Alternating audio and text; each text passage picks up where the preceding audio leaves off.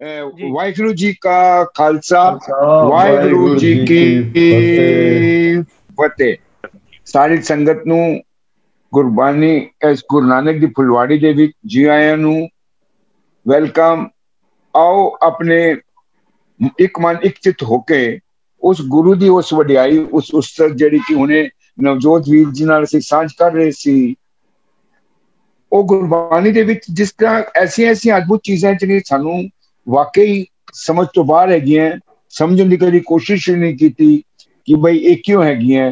ਅੱਜ ਉਹ ਸਾਡੇ ਨਾਲ ਇੱਕ ਕਾਵਿ ਸ਼ੈਲੀ ਔਰ ਜਿਹੜਾ ਲਹਿਜ਼ਾ ਹੈਗਾ, ਜਿਹਨੂੰ ਕਹਿੰਦੇ ਬਈ ਐਕਸੈਂਟ ਹੈਗਾ ਗੁਰਬਾਣੀ ਦਾ ਪੜ੍ਹਨ ਦਾ, ਉਹਦੇ ਬਾਰੇ ਸਾਨੂੰ ਥੋੜੇ ਜੀਵਨ ਜਾਚ ਵਿੱਚ ਦੱਸਣਗੇ ਕਿ ਕਿਸ ਤਰੀਕੇ ਨਾਲ ਅਸੀਂ ਉਹਨੂੰ ਐਕਸਪ੍ਰੈਸ ਕਰੀਏ। ਬਹੁਤ ਬਹੁਤ ਧੰਨਵਾਦੀ ਹਾਂ ਵੀਰ ਜੀ। ਨਵਜੋਤ ਜੀ, ਤੁਹਾਡੇ ਨਾਲ ਬੇਨਤੀ ਹੈ, ਇੱਕ ਦਿਨ ਸਾਡੇ ਨਾਲ ਪੂਰੀ ਕਲਾਸ ਦੇ ਵਿੱਚ ਤੁਸੀਂ ਸਾਂਝ ਕਰੋਗੇ, ਕੀਰਤਨ ਰਾਹੀਂ ਵੀ ਔਰ ਨਾਲੇ ਸਮਝਾਉਣ ਵੀ ਹੋਗੇ। ਸਾਜ਼ ਵੀ ਅਸੀਂ ਤੁਹਾਡੇ ਉਹ ਅਦਭੁਤ ਸਾਜ਼ ਸਾਰੇ ਦੇਖਣੇ ਹਨ, ਤਾਂ ਕਿ ਜੀ ਉਹ ਇੱਕ ਦਿਨ ਅਸੀਂ ਉਹ ਵੀ ਪੂਰੇ ਦਾ ਪੂਰਾ ਰਸ ਮਾਣ ਸਕੀਏ। ਓਵਰ ਟੂ ਯੂ ਗੁਰਿੰਦਰ ਜੀ ਐਂਡ ਨਵਜੋਤ ਜੀ, over to you. Waheguru ji ਕਾ ਖਾਲਸਾ, ਵਾਹਿਗੁਰੂ ਜੀ ਕੀ ਵਾਹਿਗੁਰੂ ਜੀ ਕਾ ਫਤਿਹ। ਖਾਲਸਾ, ਵਾਹਿਗੁਰੂ ਜੀ ਕੀ ਫਤਿਹ ਜੀ।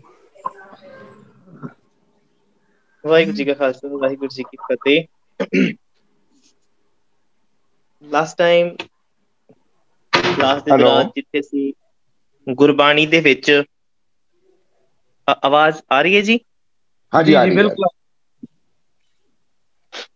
ਤੇ ਲਾਸਟ ਕਲਾਸ ਦੇ ਵਿੱਚ ਵੀ ਅਸੀਂ ਗੁਰਬਾਣੀ ਦੇ ਉਹਨਾਂ ਪੱਖਾਂ ਨੂੰ ਵੀਰ ਨਵਜੋਤ ਜੀ ਦੀ ਮਦਦ ਦੇ ਨਾਲ ਵੇਖਣ ਦਾ ਯਤਨ ਕੀਤਾ। ਵੀ ਇੱਕ ਅਸੀਂ ਪੜ੍ਹ ਰਹੇ ਹਾਂ, ਰਾਗ ਦਾ ਵੀ ਪਤਾ ਹੈ, ਪਰ ਥੋੜਾ ਜਿਹਾ ਹੋਰ ਅੱਗੇ ਇੱਕ ਸਟੈਪ ਵਧੀਏ ਵੀ ਚਲੋ ਅਸੀਂ ਪੂਰੇ ਕਾਮਯਾਬ ਤੇ ਨਹੀਂ, ਲੇਕਿਨ ਹਾਂ ਥੋੜਾ ਬਹੁਤ ਸਾਡਾ ਖਿਆਲ ਜਾਵੇ, ਕੇਵਲ ਧਿਆਨ ਹੀ ਜਾਵੇ। ਧਿਆਨ ਚਲਾ ਗਿਆ ਤੇ ਆਈ ਥਿੰਕ ਅਸੀਂ ਉਸ ਪਾਸੇ ਕੰਮ ਵੀ ਕਰਨਾ ਸ਼ੁਰੂ ਕਰ ਦਿਆਂਗੇ। ਤੇ ਹੁਣ ਤੱਕ ਸਾਡਾ ਖਿਆਲ ਨਹੀਂ ਸੀਗਾ, ਪਰ ਖਿਆਲ ਆਇਆ ਵੀਰ ਨਵਜੋਤ ਜੀ ਦੀ ਮਦਦ ਹੋਈ ਗੁਰੂ ਕਿਰਪਾ ਨਾਲ। ਤੇ ਜਿਹੜੇ ਕੁਝ ਇਹ ਭੇਦ ਸਨ ਜਿਨ੍ਹਾਂ ਵੱਲ ਲਾਜ਼ਮੀ ਸੀਗਾ ਵੀ ਸਾਡਾ ਧਿਆਨ ਜਾਂਦਾ। ਤੇ ਅੱਜ ਫਿਰ ਅਸੀਂ ਇੱਕ ਵਾਰ ਉਸੇ ਹੀ ਚੱਲ ਰਹੀ ਲੜੀ ਦੇ ਦੌਰਾਨ ਫਿਰ ਇੱਕ ਵਾਰ ਸਾਂਝ ਪਾਉਣ ਦੇ ਲਈ ਵੀਰ ਜੀ ਦੇ ਨਾਲ ਸਾਂਝ ਪਾਵਾਂਗੇ ਕਿ ਗੁਰਬਾਣੀ ਦਾ ਆਪਣੇ ਆਪ ਵਿੱਚ ਇੱਕ ਮਹੱਤਵ ਹੈ ਹੀ ਹੈ। ਲਾਸਟ ਟਾਈਮ ਵੀ ਵੀਰ ਜੀ ਨੇ ਸ਼ੇਅਰ ਕੀਤਾ ਸੀਗਾ ਵੀ ਜਦੋਂ ਕੋਈ ਕਵੀ ਜਾਂ ਕੋਈ ਸਿੰਗਰ ਕੋਈ ਸੌਂਗ ਨੂੰ ਲਿਖਦਾ ਵਾ, ਉਹਦੀ ਲਿਰਿਕਸ ਬਣਾਉਂਦਾ ਵਾ, ਤੇ ਉਹਦਾ ਮੇਚ ਕਰਦਾ ਵੀ ਆਖਿਰ ਵਿੱਚ ਕਿਹੜੇ ਢੁਕਵੇਂ ਸ਼ਬਦ ਵਰਤਾਂ ਵੀ ਇਹਨਾਂ ਦੀ ਉਹ ਰਾਈਮਿੰਗ ਵਰਡ ਬਣ ਜਾਣ, ਉਹਨਾਂ ਦਾ ਉਹ ਕਾਵਿ ਵਿੱਚ ਤੋਲ, ਉਹਦਾ ਵਜ਼ਨ ਉਹ ਪੂਰਾ ਹੋਵੇ ਤੇ ਇੱਕ ਲੈਅਬੱਧ ਹੋਵੇ, ਕਾਵਿ ਰੂਪ ਦੇ ਵਿੱਚ ਹੋਵੇ, ਜਿਹਦੇ ਨਾਲ ਉਹਦਾ ਸੁਹੱਪਣ ਨਜ਼ਰ ਆਵੇ। ਤੇ ਗੁਰੂ ਸਾਹਿਬ ਦਾ ਕਿੰਨਾ ਸ਼ੁਕਰ ਕਰਨੇ ਆ ਵੀ ਸਤਿਗੁਰ ਦੇ ਕੋਲ ਕਿੰਨਾ ਸ਼ਬਦਾਂ ਦਾ ਭੰਡਾਰ ਹੋਵੇਗਾ ਕਿ ਇੰਨੇ ਸ਼ਬਦਾਂ ਦਾ ਖਜ਼ਾਨਾ ਤੇ ਹਰ ਇੱਕ ਸ਼ਬਦ ਦਾ ਆਪਣੇ ਆਪ ਦੇ ਵਿੱਚ ਕਾਵਿ ਸਰੂਪ ਵਿੱਚ ਮੁਕੰਮਲ ਹੋਣਾ ਇੱਕ ਬੜੀ ਵੱਡੀ ਵਿਲੱਖਣਤਾ ਹੈ ਜੋ ਸਾਡੇ ਗੁਰੂ ਸਾਹਿਬਾਨਾਂ ਨੇ ਸਾਨੂੰ ਬਖਸ਼ਿਸ਼ ਕੀਤੀ ਹੈ। ਤੇ ਆਓ ਜਿੱਥੇ ਅਸੀਂ ਚਲੋ ਅਸੀਂ ਆਖਿਰਲੇ ਕਾਵਿ ਰੂਪ ਤੇ ਦੇਖ ਲੈਂਦੇ ਹਾਂ, ਪਰ ਉਹਦਾ ਸ਼ਾਇਦ ਅਸੀਂ ਪੂਰਾ ਘੁੰਡ ਚੁੱਕ ਕੇ ਨਾ ਵੇਖ ਸਕੀਏ। ਅੱਜ ਘੁੰਡ ਚੁੱਕਣ ਦੀ ਰਸਮ ਅਦਾ ਕਰਨਗੇ ਵੀਰ ਨਵਜੋਤ ਜੀ, ਜਿਹੜਾ ਸਾਨੂੰ ਉਸ ਕਾਵਿ ਰਚਨਾ ਦਾ ਘੁੰਡ ਚੁੱਕ ਕੇ ਉਹਦਾ ਸੁੰਦਰ ਮੁਖੜਾ ਸਾਡੇ ਸਾਹਮਣੇ ਰੂਬਰੂ ਕਰਨਗੇ। ਔਰ ਨਾਲ ਉਹਦਾ ਫਿਰ ਸਾਡਾ ਅਸੀਂ ਉਹਦਾ ਕੀ ਲਹਿਜਾ ਕੀ ਹੈ ਪੜ੍ਹਨ ਦਾ, ਵੀ ਇੱਕ ਤੇ ਉਹਨਾਂ ਨੂੰ ਵੇਖਣਾ, ਫਿਰ ਉਹਦੇ ਨਾਲ ਗੱਲਬਾਤ ਕਿਵੇਂ ਕਰਨੀ ਹੈ। ਸੋ ਉਹ ਲਹਿਜਾ ਵੀ ਅੱਜ ਨਵਜੋਤ ਵੀਰ ਜੀ ਸਾਡੇ ਨਾਲ ਸਾਂਝ ਪਾਉਣਗੇ। ਲਹਿਜਾ ਹੁੰਦਾ ਵਾ, ਅਸੀਂ ਕਈ ਵਾਰ ਕਹਿੰਦੇ ਹਾਂ ਉਹ ਬੰਦੇ ਦੀ ਗੱਲ ਕਰਨ ਦਾ ਲਹਿਜਾ ਬਹੁਤ ਸੋਹਣਾ ਹੈ, ਉਹਦੇ ਪਾਠ ਕਰਨ ਦਾ ਲਹਿਜਾ ਬਹੁਤ ਅੱਛਾ ਹੈ। ਮਤਲਬ ਲਹਿਜੇ ਦੀ ਵੀ ਆਪਣੀ ਖੂਬੀ, ਗੱਲ ਉਹੀ ਹੈ, ਉਹਨੂੰ ਕਹਿਣ ਦਾ ਤਰੀਕਾ ਜੇ ਸਾਨੂੰ ਆ ਜਾਏ ਤੇ ਉਹਦਾ ਇੱਕ ਆਪਣਾ ਵੱਖਰਾ ਰਸ ਬਣਦਾ ਹੈ। ਤੇ ਅੱਜ ਨਵਜੋਤ ਵੀਰ ਜੀ ਸਾਡੇ ਨਾਲ ਇੱਕ ਤੇ ਕਾਵਿ ਸ਼ੈਲੀ ਤੇ ਦੂਜਾ ਗੁਰਬਾਣੀ ਨੂੰ ਪੜ੍ਹਨ ਦਾ ਲਹਿਜਾ, ਇਹ ਦੋਵੇਂ ਚੀਜ਼ਾਂ ਤੇ ਸਾਡੇ ਨਾਲ ਸਾਂਝ ਪਾਉਣਗੇ। ਤੇ ਮੈਂ ਜੀ ਆਇਆਂ ਨੂੰ ਕਹਿਣਾ ਔਰ ਨਾਲ ਧੰਨਵਾਦੀ ਹਾਂ ਵੀਰ ਜੀ ਦੇ ਜੋ ਸਾਡੇ ਨਾਲ ਇਹਨਾਂ ਸਾਂਝ ਪਾਈ ਹੈ। ਤੇ ਵੀਰ ਜੀ ਜੀ ਆਇਆਂ ਨੂੰ, ਤੇ ਆਪਣੀ ਵਿਚਾਰ ਸ਼ੁਰੂ ਕਰੋ ਜੀ। ਵਾਹਿਗੁਰੂ ਜੀ ਕਾ ਖਾਲਸਾ, ਵਾਹਿਗੁਰੂ ਜੀ ਕੀ ਫਤਿਹ। ਵਾਹਿਗੁਰੂ ਜੀ ਕੀ ਫਤਿਹ। ਸਤਿਗੁਰਾਂ ਜੀ ਦੀ ਅਪਾਰ ਮਿਹਰਮਤ ਬਖਸ਼ਿਸ਼ ਦਾ ਸਦਕਾ ਅਸੀਂ ਸਾਰੇ ਇੱਕ ਵਾਰੀ ਫਿਰ ਇਕੱਤਰ ਹੋਏ ਹਾਂ। ਤੇ ਸਭ ਤੋਂ ਵੱਧ ਤੇ ਅਸੀਂ ਉਸ ਪਰਉਪਕਾਰੀ ਇਨਸਾਨ ਦੇ ਧੰਨਵਾਦੀ ਹਾਂ ਜਿਨ੍ਹਾਂ ਨੇ ਟੈਕਨੀਕਲੀ ਇਹ ਚੀਜ਼ਾਂ ਜਿਹੜੀਆਂ ਬਣਾਈਆਂ। ਸਭ ਤੋਂ ਪਹਿਲਾਂ ਮੋਬਾਈਲ ਬਣਿਆ, ਫਿਰ ਇੰਟਰਨੈਟ ਬਣਿਆ, फिर एप्लीकेशनस बनिया ते असी अज सारे बड़ी दूर होने के बावजूद भी असी सारे इक्को ही संगत दे विच इकट्ठे होए हैं। ते ये है परोपकारी चीज़। गुरु ने जदों सानू सिख नूं जदों शुरुआत की सिख की, तो सतगुरु ने सब तो पहला वर्ड ये वरत्या सी कि तू तेरे कोल परोपकारी होने का सुभाव चाहिदा। परोपकारी किदां होईदा? पर उपकार हुंदा पराए किसी बंदे दे उपर उपकार करना, पराए दे उत्ते तरस करना, जिन्हों तुसी जानदे ही नहीं। पर उपकार, पराए दे उत्ते उपकार करना। हुण जिहड़े बंदे ने इंटरनेट बनाया उन्होंने तो पता ही नहीं नवजोत सिंह कौन है, वीर गुरविंदर सिंह कौन है, वो किद्दां वरतेगा इहनूं। उन्हें परोपकार करता, उन्हें चीज़ बनाती, उन्हें कहा भी लो तुहाडे सामने रखती, हुण इहनूं यूज़ कर लो। जिन्हें जूम एप्लीकेशन बनाई है उन्हें किड्डा परोपकार किया कि बच्चे कित्थों जाणगे, इत्थे घर विच मीटिंग है जां बच्चा दूर दूर बैठे हुए आ मीटिंग में ट्रैफिक च फस जाता कोई, इहदे नालों चंगा यह है कि इत्थे बैठ के ही विचार हो जाए। सो गुरसिख ने हमेशा वो काम करना जिहड़ा परोपकारी होवे। ते दूजा वड्डा सिद्धांत हैगा अपने कीते हुए काम दा मुੱਲ नहीं मंगना गुरु कोलों। उन्होंने पता है सारा, गुरु नूं पता आ तुहाडे काम दा मुੱਲ की है ते मैं तुहानूं की देना आ। गुरु क्योंकि असी बाणी विच बड़ा सोहना एक लफ्ज़ हैगा जिहड़ा मैं अपनी जिंदगी च पक्के तौर पर धारण किया होया। एक तो हुंदा पढ़ना, एक हुंदा धारण करना। मैं जिंदगी च कदी भी श्री गुरु ग्रंथ साहिब सच्चे पातशाह अगे अरदास नहीं करता। तुसीं हैरान होवोगे भी ये सानूं ते अरदास करनी चाहिए है। मैं अरदास करदा ही नहीं, क्योंकि मैनूं पता जो मैं अरदास कर लगना उहदे वास्ते मैनूं जुबान चाहिए है। ते परमेशर ते एडा दाता आ भी वो तो जदों तुहाडे दिमाग च अखर उपजदे आ उदों ही पता कर लैंदा भी तुसीं की कहना। वो तो तुहाडी है ना। उहदे वास्ते एक बड़ा सोहना बोल हैगा, बिन बोलिया सब कुछ जानदा। उन्हें अपने कंध ते लिख के ला लो पंक्ति, बिन बोलिया सब कुछ जानदा। इहनूं कल्ला इस पंक्ति नूं सीधा ना देखो कदे भी। इस पंक्ति नूं इसे तरीके नाल देखना भी मेरे बोलण तो बिना वो सब कुछ जानदा आ। मैं बोल के की दसूंगा भी मेरा नाम नवजोत सिंह है, मैनूं आह चीज़ चाहिदी है, पता उन्होंने।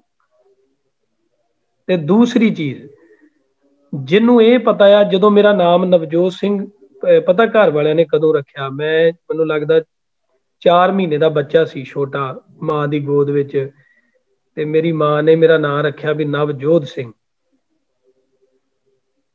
पर 9 ते 4 13 महीने पिछे जाके देखो, मात गर्भ में आपन सिमरन दे तह तुम रखन हारे।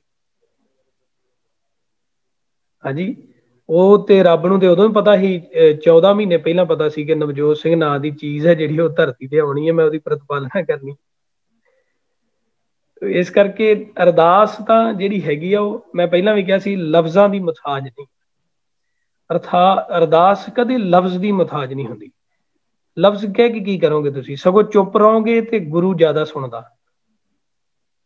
फरीदा सबर संदा बाण ए शब्द ए सबर का नहीं हणो।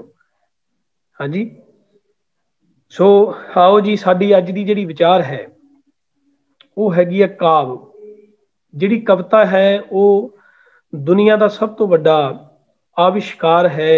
मनुखी जुबान नूं एक बहुत प्यारा एक्सेंट दे के तुहाडे दिलों तक पहुँचाउण दी एक सब तो फास्ट स्पीड वाला जिहड़ा साधन हैगा। शब्दां दी दुनिया दे विच सब तो स्पीड नाल चलण वाली जिहड़ी चीज़ है उहनूं कहंदे ने कविता। जदों असीं वार्तक आ, जिस तरह हुण मैं बोल रहा, तो वार्तक चीज़ नूं जदों असीं बोलदे आ ना तो उहदे नूं टाइम लगदा, पर जे दी स्पीड वधाउणी होवे ते तुसीं इहनूं कविता का रूप दे सकदे हो। जिस तरह हुण मान लो जपजी साहिब विच आया मन्ने की गत कही ना जाए। ਇਹਦਾ ਵਾਰਤਕ ਲਫ਼ਜ਼ ਇਹ ਹੈਗਾ ਵੀ ਜਿਹੜਾ ਇਨਸਾਨ ਕਿਸੇ ਦੀ ਗੱਲ ਮੰਨਦਾ ਹੈ, ਜਿਹੜਾ ਇਨਸਾਨ ਪਰਮੇਸ਼ਰ ਦੇ ਹੁਕਮ ਨੂੰ ਮੰਨ ਕੇ ਚੱਲਦਾ, ਉਹਦੇ ਬਾਰੇ ਉਹਦੀ ਵਿਆਖਿਆ ਕਰਨੀ ਬਹੁਤ ਔਖੀ, ਉਹਦੇ ਬਾਰੇ ਕਹਿਣਾ ਬਹੁਤ ਔਖਾ। ਮੈਨੂੰ ਕਿੰਨਾ ਬੋਲਣਾ ਪਿਆ, ਤਾਂ ਗੁਰੂ ਸਾਹਿਬ ਨੇ ਸਿੱਧਾ ਹੀ ਲਿਖਤਾ ਮੰਨੇ ਕੀ ਗਦ ਕਹੀ ਨਾ ਜਾਏ, ਜੇ ਕੋ ਕਹੇ ਪਿਛੇ ਪਛਤਾਏ, ਕਾਗਦ ਕਲਮ ਨਾ ਲਿਖਣ ਹਾਰ, ਮੰਨੇ ਕਾਬੇ ਕਰਨ ਵਿਚਾਰ। ਗੱਲ ਹੀ ਖਤਮ ਹੋ ਗਈ। किड्डा वड्डा सबजैक्ट 4 लाइनां दे विच खत्म करदा। इनू कहंदे ने कविता दी सुंदरता। ये है कविता। ते जिहड़ी कविता हैगी है, मैं थोड़ा जे औखे लफ्ज वरतांगा। जिहड़ी कविता हैगी पंजाबी दे विच ये 3 तरह दी हैगी आ, ते गुरबाणी दे विच 3 तरह दी कविता आई है। एक हैगी आ, एक नूं कहंदे ने वार्तक, वर्णक जिन्हों असीं कहने आ, वर्णक छंद। एक हैगा आ गणक छंद, जिहदे विच गिणती कीती जांदी। वर्णक छंद, गणक छंद, ते एक मेरे छंद विसर गया, जे याद आ गया तो मैं बोल देंगा। वो छंद जिहड़े ने गुरु ग्रंथ साहिब जी दे अंदर दर्ज ने। जिहड़ा हुंदा आ जिहदे विच मात्रक छंद, गणक छंद, एक मात्रक छंद हैगा। जिहड़ा मात्रक छंद है, इहदे विच मात्रा देखियां जांदियां। इहनूं बड़े ध्यान, ये जिन्ना कि मैं आ पाठ तुहाडे नाल 10 मिनट का साझा करना, इस पाठ नूं बड़े ध्यान नाल समझिया जे तुहानूं गुरबाणी पढ़न दा इन्ना रस आउणा शुरू हो जाएगा ना, तुसीं कहोगे भी अज तो पहलां भी बाणी पढ़ी सी, पर हुण ये वेख के जदों बाणी पढ़ी दी है तो बड़ा ही आनंद आउंदा। एक है जी जिन्हों असीं मात्रक कहने। मात्रा की हुंदी आ? असीं मात्रा किहनूं कहंदे? कविता की दुनिया च मात्रा गिणती नूं कहा जांदा, गिणना। जिवें मान लो हुण मन्ने, मम्मे दे उपर टिप्पी है ते नन्ने नूं लावा है। जिहड़ा अखर लंबा चलेगा, मात्रा लगन तो बाद जिहड़ी अखर की लंबाई वध जाएगी, जिस तरह कन्ना जे आपां कहांगे सस्सा हा हा, ते ओहदा टाइम घट जाएगा, वो बोलेगा सह सह, ये बोलिया गया 2 सैकंड दे विच। पर जे इहनूं 3 सैकंड च बोलना होवे ते फिर तुसीं की कहना? सस्से नूं कन्ना हा हा सा, ओहदा टाइम वध गया। कन्ना लगन नाल एक मात्रा वध गई। सिंपल लफ्जां दे विच समझा रहा।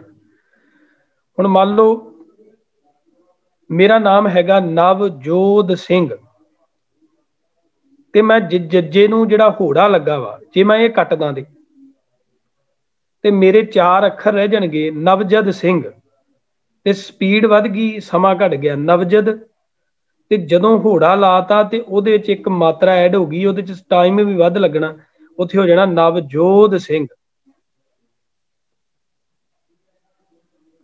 इन्नी चीज जेड़ा बंदा इन्नी चीज समझेगा गुरबाणी दे विच, ये 3 छंद ने, ये 3 छंदां नूं जे तुसीं समझ लिया तो तुहानूं तबला सीखण दी लोड़ नहीं। वेखो किड्डी वड्डी ज्ञान आ। हुण जे क्योंकि ये जिन्ना ज्ञान मैं तुहाडे नाल साझा कर रहा, ये तबले दे नाल रिलेटेड आ, जिहड़ी जोड़ी असीं वजाउने आ ਉਹਦੇ ਨਾਲ रिलेटेड है। पर जे असीं जोड़ी नहीं सीख पाए, साडी इन्नी उम्र ज़्यादा हो गई जां साडे कोल टाइम नहीं लग रहा, असीं जोड़ी नहीं सीख पाए, तो सब तो वधिया चीज़ हैगी आ कि तुसीं छंद सीख लो कविता दी। हुण मात्रक छंद दे विच तुहानूं एक गल समझ आ गई कि जिहड़ा कन्ना हैगा, कन्ना, होड़ा, बिहारी, ये तुहाडे टाइम नूं वधाउंदे आ।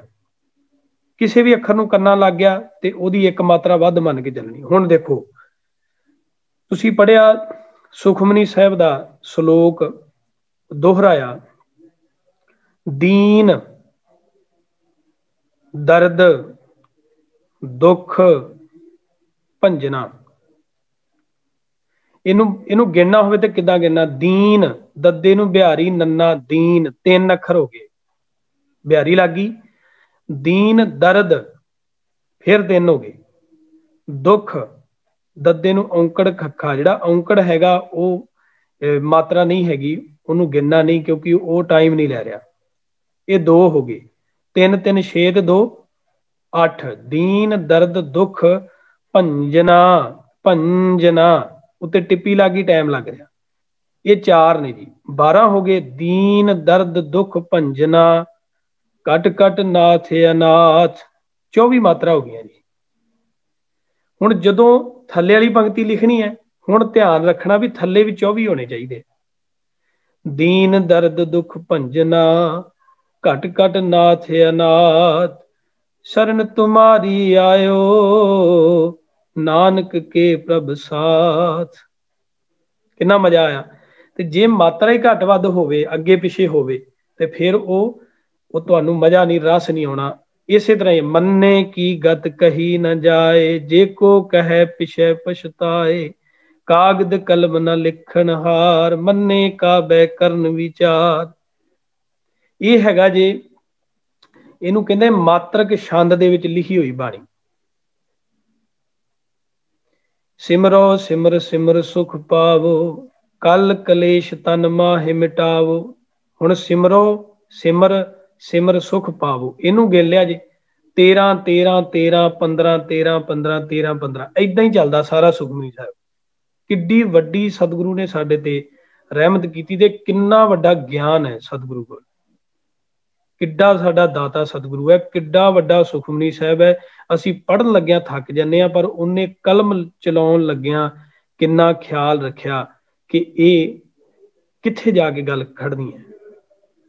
ਇੱਕ ਚੀਜ਼ ਦਾ ਹੁਣ ਇੱਥੇ ਮੈਂ ਜਾਂਦਾ ਜਾਂਦਾ ਫਿਰ ਮੈਨੂੰ ਚੇਤਾ ਭੁੱਲ ਜਾਣਾ, ਇੱਕ ਚੀਜ਼ ਦਾ ਖਿਆਲ ਰੱਖਿਆ, ਜੇ ਤੁਹਾਨੂੰ ਕਈ ਵਾਰੀ ਨਾ ਅੱਖਰ ਮਿਲਣਗੇ ਉੱਥੇ ਹੋੜਾ ਵੀ ਲੱਗਾ ਹੋਏਗਾ ਤੇ ਔਂਕੜ ਵੀ। ਤੁਸੀਂ ਦੇਖਿਆ ਬਾਣੀ 'ਚ ਕਈ ਵਾਰੀ ਪਿੱਛੇ ਜਾ ਕੇ ਇੱਕ ਅੱਧਾ ਅੱਖਰ ਇਦਾਂ ਦਾ ਆਉਂਦਾ ਜਿੱਥੇ ਹੋੜਾ ਵੀ ਲੱਗਾ ਹੁੰਦਾ ਤੇ ਔਂਕੜ ਵੀ ਲੱਗਾ ਹੁੰਦਾ, ਤੇ ਸੰਥਿਆ ਦੇ ਵਿੱਚ ਇੱਥੇ ਆ ਕੇ ਗੱਲ ਫਸ ਜਾਂਦੀ ਹੈ ਵੀ ਇਹਨੂੰ ਹੁਣ ਕਿੱਦਾਂ ਪੜ੍ਹਨਾ। ਜਿੱਦਾਂ ਮੰਨ ਲਓ ਉਦਾਹਰਨ ਵਜੋਂ ਮੈਂ ਉਦਾਹਰਨ ਹੈਗੀ ਭੰਜਨਾ ਜਾਂ ਭੰਜਨ, ਤੇ ਭੰਜਨ ਦੇ ਨੰਨੇ ਨੂੰ ਔਂਕੜ ਵੀ ਆ ਤੇ ਨੰਨੇ ਨੂੰ ਹੋੜਾ ਵੀ ਆ। ਇਹਨੂੰ ਹੁਣ ਭੰਜਨੋਂ ਪੜ੍ਹਨਾ ਹੈ ਕਿ ਭੰਜਨ ਪੜ੍ਹਨਾ ਹੈ, ਇੱਥੇ ਆ ਕੇ ਗੱਲ ਫਸ ਜਾਂਦੀ। ਇੱਥੇ ਫਿਰ ਜਿਹੜੀ ਹੈਗੀ ਆ ਰਾਗ ਵਿਦਿਆ ਦੇ ਨਾਲ ਸੰਬੰਧਿਤ ਜਿਹੜੀ ਚੀਜ਼ ਆ ਗਈ ਕਿ ਜਦੋਂ ਗਾਉਣਾ ਆ, ਤੁਸੀਂ ਦੇਖੋ ਕਿ ਤੁਹਾਡੀ ਕੰਪੋਜੀਸ਼ਨ ਦੇ ਮੁਤਾਬਕ ਨੀਚੇ ਵਾਲੀ ਪੰਕਤੀ ਜਿਹੜੀ ਹੈ ਉਹਦੇ ਨਾਲ ਭੰਜਨੋਂ ਸਹੀ ਆ ਰਿਹਾ ਕਿ ਭੰਜਨ ਸਹੀ ਆ ਰਿਹਾ। ਵੇਖੋ ਸਤਿਗੁਰੂ ਨੇ ਰਾਗ ਵਿਦਿਆ ਦਾ ਧਿਆਨ, ਫਿਰ ਕਾਵ ਸ਼ੈਲੀ ਦਾ ਧਿਆਨ, ਫਿਰ ਅਕਾਲ ਪੁਰਖ ਵੱਲੋਂ ਦਿੱਤੇ ਗਏ ਸਿਧਾਂਤ ਦਾ ਧਿਆਨ। ਇਹ ਨਹੀਂ ਕਿ ਮਤਲਬ ਕਵਿਤਾ ਪੂਰੀ ਕਰਨ ਲੱਗਿਆ ਜਿਹੜਾ ਮਰਜ਼ੀ ਅੱਖਰ ਪਾਤਾ ਵਿੱਚ। ਸੋ ਪੁਰਖ ਨਿਰੰਜਨ ਹਰ ਪੁਰਖ ਨਿਰੰਜਨ, ਹਰ ਅਗਮਾ ਅਗਮ ਅਪਾਰਾ, ਸਭ ਧਿਆਵੈ ਤੁਧ ਜੀ, ਹਰ ਸੱਚੇ ਸਿਰਜਣਹਾਰਾ, ਸਭ ਜੀ ਤੁਮਾਰੇ ਜੀ, ਤੂੰ ਜੀਆਂ ਕਾ ਦਾਤਾਰਾ। ਠੀਕ ਹੈ ਜੀ। ਇਸ ਤਰ੍ਹਾਂ ਗੁਰਬਾਣੀ ਦੇ ਅੰਦਰ ਇਹ ਹੈ ਮਾਤਰਕ। ਜੇ ਤੁਹਾਨੂੰ ਮਾਤਰਾ ਸਮਝ ਆਉਣ ਲੱਗੀ ਤੇ ਤੁਹਾਡੀ ਚਾਲ ਨਹੀਂ ਚੇਂਜ ਹੋਏਗੀ। ਹੁਣ ਅੱਗੇ ਆਓ ਜੀ ਵਾਰਤਕ, ਵਰਣਕ ਛੰਦ ਜਿਹੜਾ ਹੈਗਾ, ਵਰਣਕ ਛੰਦ ਦੇ ਵਿੱਚ ਇਹ ਗੁਰੂ ਗ੍ਰੰਥ ਸਾਹਿਬ ਜੀ ਵਿੱਚ ਬਹੁਤ ਘੱਟ ਯੂਜ਼ ਹੋਇਆ। ਸਭ ਤੋਂ ਵੱਧ ਵਰਣਕ ਛੰਦ ਯੂਜ਼ ਕੀਤਾ ਗਿਆ ਭਾਈ ਗੁਰਦਾਸ ਜੀ ਨੇ ਕਬਿੱਤ ਦੇ ਵਿੱਚ। ਜਿਹੜੀ ਕਬਿੱਤ ਦੀ ਚਾਲ ਹੈ, ਸਵਈਏ ਦੀ ਚਾਲ ਹੈ, ਇਹਨੂੰ ਵਰਣਕ ਛੰਦ ਦੀ ਚਾਲ ਕਹਿੰਦੇ ਆ। ਧਨੀ ਰਾਮ ਚਾਤ੍ਰਿਕ ਦੀ ਕਵਿਤਾ ਤੁਸੀਂ ਸੁਣੀ ਹੋਣੀ, ਤੂੜੀ ਤੰਦ ਹਾੜੀ ਸੌਣੀ ਵੇਚ ਵੱਟ ਕੇ, ਲੰਬੜਾਂ ਤੇ ਸ਼ਾਹਾਂ ਦਾ ਹਿਸਾਬ ਕੱਟ ਕੇ। ਇਹ ਦੋ ਦੋ ਅੱਖਰਾਂ ਦੇ ਜੋੜੇ ਆਉਣਗੇ, ਤੂੜੀ ਤੰਦ ਹਾੜੀ ਸੌਣੀ ਵੇਚ ਵੱਟ ਕੇ ਜਿਹੜਾ ਲੱਗ ਗਿਆ ਕੱਕੇ ਆ, ਕੱਕਾ ਕੱਕੇ ਦੇ ਉੱਤੇ ਲਾਵਾਂ, ਕੇ ਦਾ ਮਤਲਬ ਦੋ ਮਾਤਰਾ। ਤੂੜੀ ਤੰਦ ਹਾੜੀ ਸੌਣੀ ਵੇਚ ਵੱਟ ਕੇ, ਲੰਬੜਾਂ ਤੇ ਸ਼ਾਹਾਂ ਦਾ ਹਿਸਾਬ ਕੱਟ ਕੇ। ਠੀਕ ਹੈ ਜੀ। ਸੰਮਾਂ ਵਾਲੀ ਡਾਂਗ ਉੱਤੇ ਤੇਲ ਲਾਏ ਕੇ, ਏਦਾਂ ਕਰਕੇ ਜਿਹੜੇ ਕਵਿਤਾ ਆਉਂਦੀ ਹੈ। ਹੁਣ ਇਹਦਾ ਰੂਪ ਜਿਹੜਾ ਹੈਗਾ ਉਹ ਤੁਸੀਂ ਭਾਈ ਗੁਰਦਾਸ ਜੀ ਦੀ ਵਾਰ ਜਿਹੜੀ ਹੈਗੀ ਆ ਉਹਦੇ ਵਿੱਚ ਹੈਗਾ, ਚਰਨ ਸ਼ਰਨ ਗੁਰ ਏਕ ਪੈਂਡਾ ਜਾਏ ਚੱਲ, ਸਤ ਗੁਰ ਕੋਟ ਪੈਂਡਾ ਆਗੇ ਹੋਏ ਲੇਤ ਹੈ। ਇਹਨੂੰ ਏਦਾਂ ਪੜ੍ਹਨਾ। ਜੇ ਹੁਣ ਤੁਹਾਨੂੰ ਕਵਿਤਾ ਦੀ ਸਮਝ ਹੋਏਗੀ, ਹੁਣ ਦੇਖੋ ਕਿੱਡਾ ਸੌਖਾ ਕਰਤਾ ਮਹਾਰਾਜ ਨੇ। ਆਪਣੇ ਸਿੱਖਾਂ ਨੂੰ ਕਵਿਤਾ ਰਚਨ ਦੇ ਧਨੀ ਬਣਾਇਆ। 52 ਕਵੀ ਸਨ ਗੁਰੂ ਗੋਬਿੰਦ ਸਿੰਘ ਸਾਹਿਬ ਜੀ ਕੋਲ, ਤੇ 52 ਕਵੀ ਹਰ ਰੋਜ਼ 52 ਤਰ੍ਹਾਂ ਦੀਆਂ ਕਵਿਤਾਵਾਂ ਵੱਖਰੇ ਵੱਖਰੇ ਛੰਦ ਦੇ ਵਿੱਚ ਲਿਖ ਕੇ ਜਦੋਂ ਗੁਰੂ ਗੋਬਿੰਦ ਸਿੰਘ ਸਾਹਿਬ ਜੀ ਨੂੰ ਚੈੱਕ ਕਰਵਾਉਂਦੇ ਸਨ, ਤੇ ਉਸ ਦਿਨ ਦੀ ਸਭ ਤੋਂ ਸੋਹਣੀ ਕਵਿਤਾ ਨੂੰ ਇੱਕ ਢਾਲ ਸੋਨੇ ਦੀਆਂ ਮੋਹਰਾਂ ਇਨਾਮ ਦਿੱਤਾ ਜਾਂਦਾ ਸੀ। ਤਾਂ ਇਸ ਕਰਕੇ ਇਹਦੀ ਅਮੀਰੀ ਕੀ ਹੈ। ਹੁਣ ਦੇਖੋ ਤੁਸੀਂ ਕੰਪੋਜੀਸ਼ਨ ਬਣਾਉਣੀ ਨਹੀਂ ਪੈਣੀ। ਜਦੋਂ ਤੁਸੀਂ ਇਹ ਛੰਦ ਨੂੰ ਤੁਸੀਂ ਵਰਣਕ ਛੰਦ ਨੂੰ ਸਮਝ ਲਿਆ, ਉੱਥੇ ਤੁਹਾਨੂੰ ਕੰਪੋਜੀਸ਼ਨ ਬਣਾਉਣ ਦੀ ਲੋੜ ਹੀ ਨਹੀਂ ਪਈ। ਹੁਣ ਸਿਰਫ ਸਾਜ਼ ਚੱਕਣਾ ਤੇ ਚਰਨ ਸ਼ਰਨ ਗੁਰ ਇੱਕ ਪੈਂਡਾ ਜਾਏ, ਚੱਲ ਸਤ ਗੁਰ ਕੋਟ ਪੈਂਡਾ ਆਗੇ ਹੋਏ ਲੇਤ ਹੈ। ਹਾਂਜੀ, ਪੁਸ਼ਤ ਪਥਿਕ ਤਹਿ ਮਾਰਗ ਨ ਧਾਰੇ ਪਗ, ਪ੍ਰੀਤਮ ਕੇ ਦੇਸ ਕੈਸੇ ਬਾਤਨ ਕੇ ਜਾਈਐ। ਪੁਸ਼ਤ ਹੈ ਵੈਦ ਖਾਤ ਔਖਦ ਨ ਸੰਜਮ ਸੈਪ, ਕੈਸੇ ਮਿਟੈ ਰੋਗ ਸੁਖ ਸਹਿਜ ਸਮਾਈਐ। ਪੁਸ਼ਤ ਸੁਹਾਗਣ ਹੈ ਕਰਮ ਦੁਹਾਗਣ, ਕਹਿ ਹਿਰਦੈ ਬਿਵਚਾਰ ਕਤ ਸੇ ਜਾ ਬੁਲਾਈਐ। ਗਾਏ ਸੁਣੈ ਆਖੇ ਮੀਚੈ ਪਾਈਐ ਨਾ ਪਰਮ ਪਦ, ਗੁਰ ਉਪਦੇਸ਼ ਗਹਿ ਜੌਲੋ ਨਾ ਕਮਾਈਐ। ਹੁਣ ਜੇ ਕੋਈ ਪਾਠੀ ਏਦਾਂ ਪਾਠ ਕਰ ਰਿਹਾ ਹੋਵੇ, ਕਿਹੜਾ ਬੰਦਾ ਹੈ ਜਿਹੜਾ ਕਹਿੰਦਾ ਮੈਂ ਸੰਗਤ ਦੇ ਵਿੱਚੋਂ ਉੱਠ ਕੇ ਜਾਣਾ? ਜਿਹੜਾ ਪਾਠੀ ਹੈ, ਪਾਠੀ ਨੂੰ ਪਾਠ ਕਰਨ ਦੇ ਵਿੱਚ ਸਭ ਤੋਂ ਵੱਧ ਰਸ ਉਹਨੂੰ ਆਉਂਦਾ ਜਿਹਨੂੰ ਛੰਦਾਂ ਦੀ ਸਮਝ ਹੈਗੀ। ਹੁਣ ਇੱਕ ਮੈਂ ਤੁਹਾਡੇ ਨਾਲ ਛੰਦ ਸਾਂਝਾ ਕਰਨਾ ਆ, ਉੱਥੇ ਜਾ ਕੇ ਇਸੇ ਵਰਣਕ 'ਚ ਹੀ ਹੈ। ਉਹ ਦੋ ਚਾਲਾਂ ਨੇ ਉਹਦੇ ਵਿੱਚ, ਪਹਿਲਾਂ ਉਹ ਮਾਤਰਕ 'ਚ ਚੱਲਦਾ, ਫਿਰ ਉਹ ਵਰਣਕ 'ਚ ਚੱਲਦਾ। ਤੇ ਜੇ ਕੋਈ ਬਾਠੀ ਸਿੰਘ ਉਹਨੂੰ ਮਾਤਰਕ ਛੰਦ ਦੇ ਵਿੱਚ ਪੜ੍ਹਦਾ ਪੜ੍ਹਦਾ ਅੱਗੇ ਚਲੇ ਗਿਆ, ਉਹ ਅੱਗੇ ਜਾ ਕੇ ਫਸ ਜਾਣਾ ਉਹਨੇ। ਉਹ ਹੈਗਾ ਸਵਈਆ, ਮੈਂ ਆਪ ਜੀ ਨਾਲ ਸ਼ੇਅਰ ਕਰ ਦਿੰਦਾ। ਉਹ ਹੈਗਾ ਸਵਈਏ ਸ੍ਰੀ ਮੁਖ ਬਾਕ ਮਹੱਲਾ ਪੰਜਵਾਂ, ਤੇ ਸ਼ੁਰੂ ਹੁੰਦਾ ਆਦ ਪੁਰਖ ਕਰਤਾਰ ਕਰਨ ਕਾਰਨ ਸਭ ਆਪੇ, ਸਰਬ ਰਹਿਓ ਭਰਪੂਰ ਸਗਲ ਘਟ ਰਹਿਓ ਵਿਆਪੇ। ਇਹ ਹੁਣ ਮਾਤਰਾ ਜਿਹੜੀ ਆ ਮਾਤਰਕ ਛੰਦ, ਅੱਗੇ ਜਾ ਕੇ ਇੱਕਦਮ ਚਾਲ ਚੇਂਜ ਹੋ ਗਈ। ਆਦ ਪੁਰਖ ਕਰਤਾਰ ਕਰਨ ਕਾਰਨ ਸਭ ਆਪੇ, ਸਰਬ ਰਹਿਓ ਭਰਪੂਰ ਸਗਲ ਘਟ ਰਹਿਓ ਵਿਆਪੇ। ਜੇ ਇਸੇ ਚਾਲ ਦੇ ਵਿੱਚ ਹੀ ਉਹਨੇ ਅਗਲੀ ਪੰਕਤੀ ਪੜ੍ਹਤੀ ਤੇ ਅੱਗੇ ਫਸ ਜਾਣਾ। ਕਿੱਦਾਂ ਫਸਣਾ? ਸਰਬ ਰਹਿਓ ਭਰਪੂਰ ਸਗਲ ਘਟ ਰਹਿਓ ਵਿਆਪੇ, ਵਿਆਪਤ ਦੇਖਿਆ ਜਗਤ ਜਾਣੈ ਕੌਣ ਤੇਰੀ ਗਤ, ਸਰਬ ਕੀ ਰੱਖਿਆ ਕਰੇ ਆਪੇ ਹਰ ਪਤ। ਇਹਦੇ ਫਸ ਗਿਆ। ਉਹਨੇ ਆਖਿਆ ਵੀ ਇਹਦੇ ਚਾਲ ਹੀ ਟੁੱਟ ਗਈ। ਹੁਣ ਇਹਦੇ 'ਚ ਦੋ ਚਾਲਾਂ ਨੇ, ਮਾਤਰਕ ਤੇ ਵਰਣਕ। ਜਦੋਂ ਵਿਆਪਤ ਦੇਖੀਏ ਜਗਤ ਆਇਆ, ਉਦੋਂ ਉਹਦੀ ਚਾਲ ਚੇਂਜ ਕਰਨੀ। ਵਿਆਪਤ ਦੇਖੀ ਹੈ ਜਗਤ ਜਾਣੈ ਕੌਣ ਤੇਰੀ ਗਤ, ਸਰਬ ਕੀ ਰੱਖਿਆ ਕਰੇ ਆਪੇ ਹਰ ਪਤ। ਤੇ ਉਹਨੇ ਆਪੇ ਹੀ ਜਿਹੜਾ ਪਾਠ ਹੈਗਾ ਉਹਨੇ ਆਪਣੇ ਆਪ ਸਹੀ ਹੋ ਜਾਣਾ। ਤਾਂ ਇਹ ਹੈ ਕਵਿਤਾ ਦੀ ਅਮੀਰੀ ਜਿਹੜੀ ਸਤਿਗੁਰੂ ਨੇ ਸਾਨੂੰ ਬਾਣੀ ਦੇ ਵਿੱਚ ਦਿੱਤੀ। ਹੁਣ ਉਸ ਤੋਂ ਬਾਅਦ ਜਿਹੜਾ ਲਹਿਜਾ ਹੈ ਉਹ ਬਹੁਤ ਜ਼ਿਆਦਾ ਮਾਇਨੇ ਰੱਖਦਾ ਕਿ ਸ੍ਰੀ ਗੁਰੂ ਗ੍ਰੰਥ ਸਾਹਿਬ ਜੀ ਦੇ ਅੰਦਰ ਜਦੋਂ ਬਾਣੀ ਆਈ ਹੈ ਲਹਿਜੇ ਦੇ ਰੂਪ ਵਿੱਚ, ਜਿਵੇਂ ਮੰਨ ਲਓ ਸਿੰਧੀ ਲਹਿਜਾ ਹੈ, ਕਿ ਜਿਹੜਾ ਸਿੰਧੀ ਲਹਿਜਾ ਹੈ ਉਹਦੇ ਵਿੱਚ ਸਿੰਧੀ ਭਾਸ਼ਾ ਦੇ ਵਿੱਚ ਕਿੱਦਾਂ ਜਿਹੜੀ ਬਾਣੀ ਹੈ ਜਾਂ ਕਿੱਦਾਂ ਲੋਕ ਬੋਲਦੇ ਆ। ਫਿਰ ਆਉਂਦਾ ਰਾਮਕਲੀ ਕੀ ਵਾਰ ਰਾਏ ਬਲਵੰਡ ਤਥਾ ਸਤੈ ਡੂਮ ਆਖੀ। ਉਹ ਕਿਹੜੇ ਐਕਸੈਂਟ ਨਾਲ ਪੜ੍ਹੀ ਜਾਣੀ? ਵਾਰ ਆਸਾ ਕਿਹੜੇ ਐਕਸੈਂਟ ਨਾਲ ਪੜ੍ਹੀ ਜਾਣੀ? ਮਾਰੂ ਕੀ ਵਾਰ, ਮਾਝ ਕੀ ਵਾਰ, ਇਹ ਜਿਹੜੀਆਂ ਵਾਰਾਂ ਨੇ ਇਹ ਸਾਰੰਗ ਕੀ ਵਾਰ ਹੋ ਗਈ। ਇਹਨਾਂ ਦਾ ਐਕਸੈਂਟ ਕੀ ਆ, ਲਹਿਜਾ ਕੀ ਹੈ ਇਹਨਾਂ ਦਾ? ਇਹ ਕੀ ਉਸੇ ਤਰੀਕੇ ਨਾਲ ਪੜ੍ਹੀ ਜਾਣੀ ਜਿੱਦਾਂ ਅਸੀਂ ਆਮ ਬਾਣੀ ਪੜ੍ਹਦੇ, ਜਾਂ ਚੇਂਜ ਹੋਣਾ ਕੁਝ? ਉਸ ਤੋਂ ਬਾਅਦ ਆ ਜਾਓ ਜੀ ਸ੍ਰੀ ਗੁਰੂ ਗ੍ਰੰਥ ਸਾਹਿਬ ਜੀ ਦੇ ਵਿੱਚ ਜਿਸ ਤਰ੍ਹਾਂ ਕਰਹਲੇ ਆ। ਹੁਣ ਕਰਹਲੇ ਜਿਹੜਾ ਹੈਗਾ ਉਹਦਾ ਲਹਿਜਾ ਹੈ ਜਿਹੜਾ ਉਹ ਬੜਾ ਕਮਾਲ ਦਾ ਹੈ। ਹੁਣ ਮੈਂ ਆਪ ਜੀ ਦੇ ਨਾਲ ਇੱਕ ਸ਼ਬਦ ਜਿਹੜਾ ਹੈਗਾ ਉਹ ਸਾਂਝਾ ਕਰਾਂਗਾ। ਉਹ ਹੈਗਾ ਪਰਦੇਸੀ। ਉਹਦੇ ਵਿੱਚ ਲਫ਼ਜ਼ ਆਇਆ ਪਰਦੇਸੀ। ਤੁਸੀਂ ਧਿਆਨ ਰੱਖਿਆ ਜੇ, ਪਰਦੇਸੀ ਅਸੀਂ ਕਿਹਨੂੰ ਕਹਿੰਦੇ ਹਾਂ? ਉਹੀ ਗੱਲ ਆ ਗਈ ਫਿਰ। ਪਰ ਉਪਕਾਰ, ਕਿਸੇ ਪਰਾਏ ਉੱਪਰ ਕੀਤਾ ਹੋਇਆ ਉਪਕਾਰ, ਉਹਨੂੰ ਅਸੀਂ ਕਿਹਾ ਪਰ ਉਪਕਾਰ। ਪਰਦੇਸੀ ਜਿਹੜਾ ਕਿਸੇ ਹੋਰ ਦੇਸ਼ ਵਿੱਚ ਜਾ ਕੇ ਵੱਸਦਾ ਹੋਵੇ ਜਾਂ ਕਿਸੇ ਹੋਰ ਦੇਸ਼ 'ਚ ਗਿਆ ਹੋਵੇ, ਉਹਨੂੰ ਕਹਿੰਦੇ ਪਰਾਏ ਦੇਸ਼ 'ਚ ਜਾਣ ਵਾਲੇ ਨੂੰ ਪਰਦੇਸ, ਉਹਨੂੰ ਕਹਿੰਦੇ ਪਰਦੇਸੀ। ਪਰਦੇਸ ਵਿੱਚ ਜਾਣ ਵਾਲੇ ਨੂੰ ਪਰਦੇਸੀ ਕਿਹਾ ਜਾਂਦਾ। ਹੁਣ ਗੁਰੂ ਸਾਹਿਬ ਨੇ ਬਾਣੀ ਵਿੱਚ ਜਦੋਂ ਇੱਕ ਲਫ਼ਜ਼ ਵਰਤਿਆ, ਮੇਰੇ ਜੀਅੜਿਆ ਪਰਦੇਸੀਆ ਕਿਤ ਪਵੇ ਜੰਜਾਲੇ ਰਾਹ, ਉਹਨੂੰ ਜਦੋਂ ਅਸੀਂ ਗਾਉਣਾ ਹੈ, ਐਕਸੈਂਟ ਲਹਿਜ਼ਾ ਜਿਹੜਾ ਹੈਗਾ ਉਹ ਤੁਹਾਨੂੰ ਗਾਉਣ ਵੱਲ ਤਰਜੀਹ ਦਿੰਦਾ। ਜਦੋਂ ਅਸੀਂ ਉਹਨੂੰ ਗਾਉਣਾ ਆ ਤੇ ਕਿੱਦਾਂ ਗਾਉਣਾ। ਹੁਣ ਜੇ ਮੈਂ ਗਾਵਾਂ ਸਾਰੇ ਮਾਂ ਪਾ ਮੇਰੇ ਜੀਅੜਿਆ ਪਰਦੇਸੀਆ ਕਿਤ ਪਵੇ ਜੰਜਾਲੇ ਰਾਮ, ਹੈਗਾ ਰਾਗ ਸਹੀ ਆ।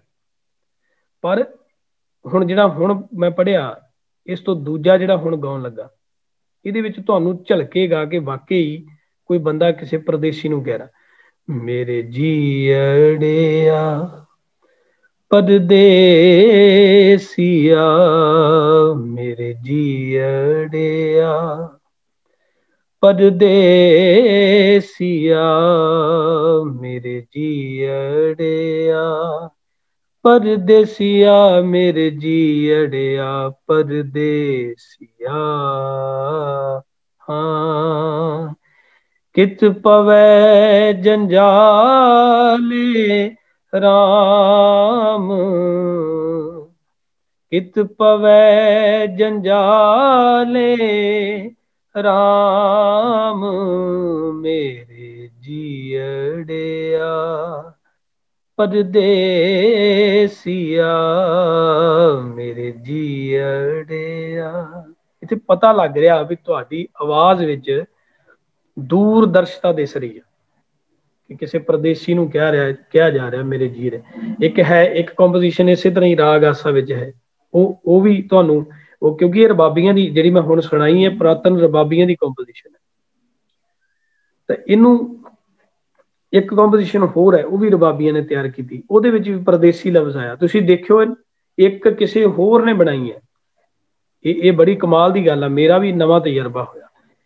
ਇੱਕ ਕੰਪੋਜੀਸ਼ਨ ਜਿਹੜੀ ਬਣੀ ਹੋਈ ਆ ਉਹ ਬਣੀ ਹੈ ਪੁਰਾਤਨ ਰਬਾਬੀਆਂ ਦੀ, ਉਹ ਪਤਾ ਹੀ ਨਹੀਂ ਮੈਨੂੰ ਲੱਗਦਾ ਜੇ ਉਹਨੂੰ ਸ਼ਾਇਦ ਹੋ ਸਕਦਾ ਉਹਨੂੰ 100-150 ਸਾਲ ਵੀ ਪੁਰਾਣੀ ਤੁਸੀਂ ਕਹਿ ਦਿਓ ਤੇ ਕੋਈ ਅੱਤ ਕਥਨੀ ਨਹੀਂ, ਇੰਨੀ ਪੁਰਾਣੀ ਕੰਪੋਜੀਸ਼ਨ ਹੈ। ਇੱਕ ਕੰਪੋਜੀਸ਼ਨ ਬਣੀ ਹੈ ਅੱਜ ਤੋਂ 30-40 ਸਾਲ ਪਹਿਲਾਂ, ਪਰ ਜਦੋਂ ਦੋਵੇਂ ਰਲਾ ਕੇ ਦੇਖੀਆਂ ਗਈਆਂ ਤੇ ਉਹ ਉਹਨਾਂ ਦੋਵਾਂ ਦੇ ਵਿੱਚ ਸੇਮ ਲਹਿਜ਼ਾ। ਪਹਿਲੀ ਹੈਗੀ ਆ ਮੇਰੇ ਜੀਅੜਿਆ ਪਰਦੇਸੀਆ ਮੇਰੇ ਜੀਅੜਿਆ ਪਰਦੇਸੀਆ ਕਿਤ ਪਵੈ ਜੰਜਾਲੇ ਰਾਮ। ਤੇ ਦੂਸਰੀ ਹੈਗੀ ਆ ਮੇਰੇ ਮਨ ਪਰਦੇਸੀ ਵੇ ਪਿਆਰੇ आओ करे मेरे मन परदेसी वे प्यारे आओ करे मेरे मन परदेसी वे प्यारे आओ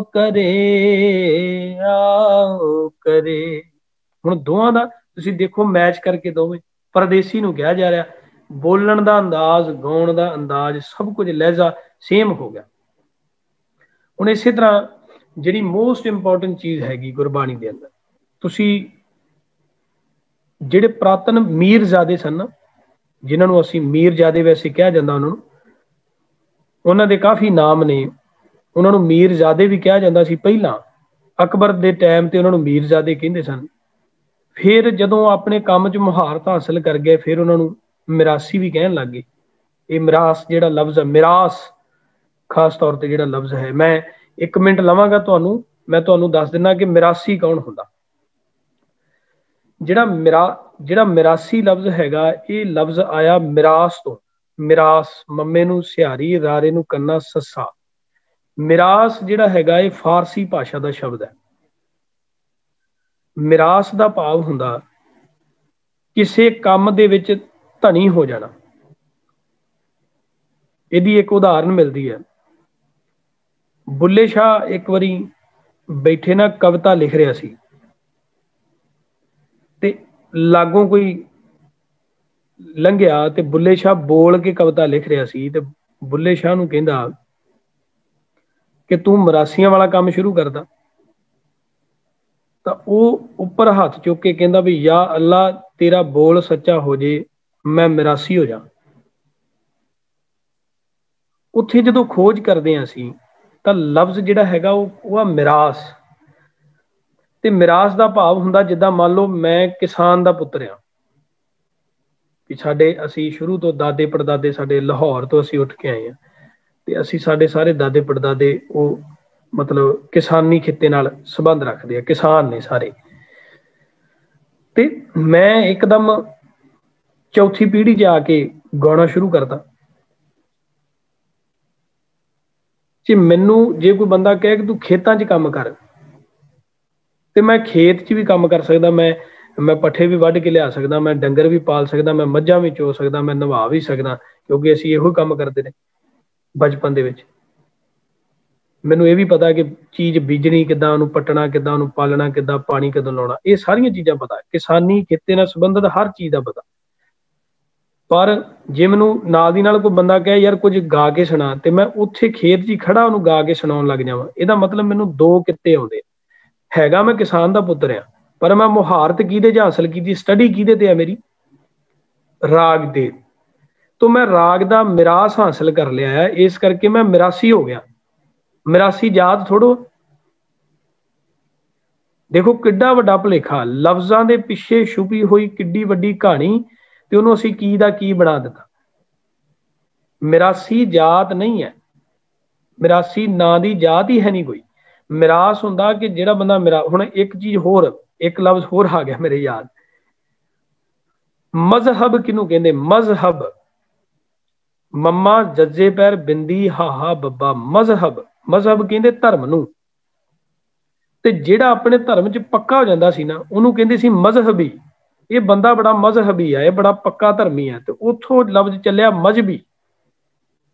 ਮਤਲਬ ਅਸੀਂ ਜਿਵੇਂ ਹੁਣ ਅੰਮ੍ਰਿਤਸਰ ਆ, ਲਫ਼ਜ਼ ਹੈਗਾ ਅੰਮ੍ਰਿਤਸਰ, ਤੇ ਅਸੀਂ ਕੀ ਪੜ੍ਹਦੇ ਹਾਂ? ਅੰਬਰਸਰ।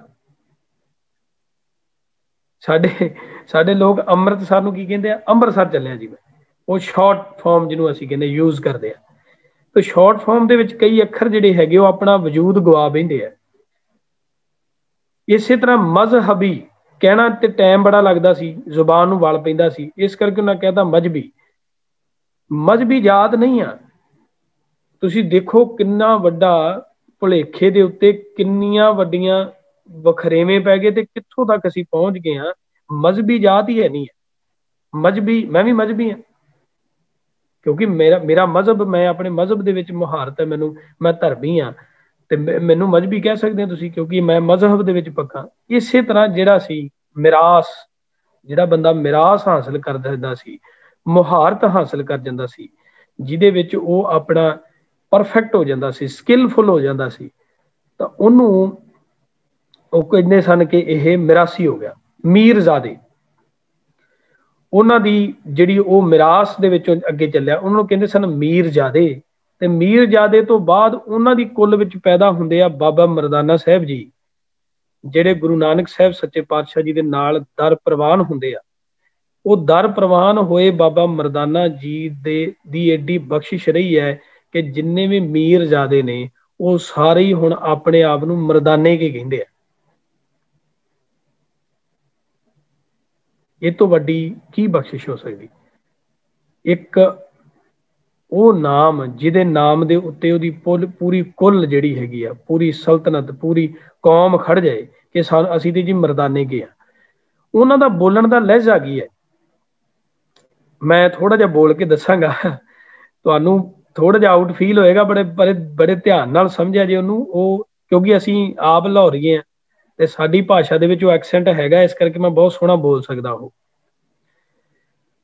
ਜਿੱਦਾਂ ਮੰਨ ਲਓ ਹੁਣ ਮੈਂ ਕਿਸੇ ਨੂੰ ਪੁੱਛਣਾ ਵੀ ਭਾਜੀ ਤੁਹਾਡਾ ਕੀ ਹਾਲ ਹੈ, ਇਹ ਮੈਂ ਹੁਣ ਬੋਲਣ ਲੱਗਾ ਆ ਸਾਫ਼ ਲਹਿਜੇ ਦੇ ਵਿੱਚ, ਭਾਜੀ ਤੁਹਾਡਾ ਕੀ ਹਾਲ ਚਾਲ ਹੈ, ਫਿਰ ਦੱਸੋ ਕਦੋਂ ਜਾਣਾ ਦਿੱਲੀ, ਤੇ ਦਿੱਲੀ ਜਾ ਕੇ ਫਿਰ ਵਾਪਸ ਕਦੋਂ ਆਉਣਾ। ਇਹ ਹੈ ਮੇਰਾ ਆਮ ਲਹਿਜਾ, ਠੀਕ ਹੈ ਜੀ। ਹੁਣ ਜੇ ਮੈਂ ਲਹਿਜਾ ਵਰਤਣਾ ਆ ਮੀਰਜ਼ਾਦਿਆਂ ਵਾਲਾ, ਤੇ ਮੈਂ ਪਤਾ ਕਿ ਉਹ ਭਾ ਤੇਰਾ ਕੀ ਹਾਲ ਹੈ, ਉਹ ਕਦੋਂ ਜਾਣਾ ਦਿੱਲੀ, ਫਿਰ ਤੇ ਕਦੋਂ ਵਾਪਸ ਆਉਣਾ ਹੀ। ਇਹ ਹੈਗਾ ਵਾ ਜਿਹੜੇ ਮੀਰਜ਼ਾਦਿਆਂ ਦਾ ਲਹਿਜਾ। ਮੈਂ ਫਿਰ ਬੋਲ ਦਿੰਦਾ, ਉਹ ਭਾ ਤੇਰਾ ਕੀ ਹਾਲ ਹੈ, ਉਹ ਕਦੋਂ ਜਾਣਾ ਦਿੱਲੀ, ਫਿਰ ਕਦੋਂ ਵਾਪਸ ਆਉਣਾ ਹੀ। ਉਹਨਾਂ ਦੇ गले दे अंदर गमक हैगी, बड़ा खुला बोलते हो। तो जदों असी राम कली की वार राय बलवंड तथा सतै डूम आखी,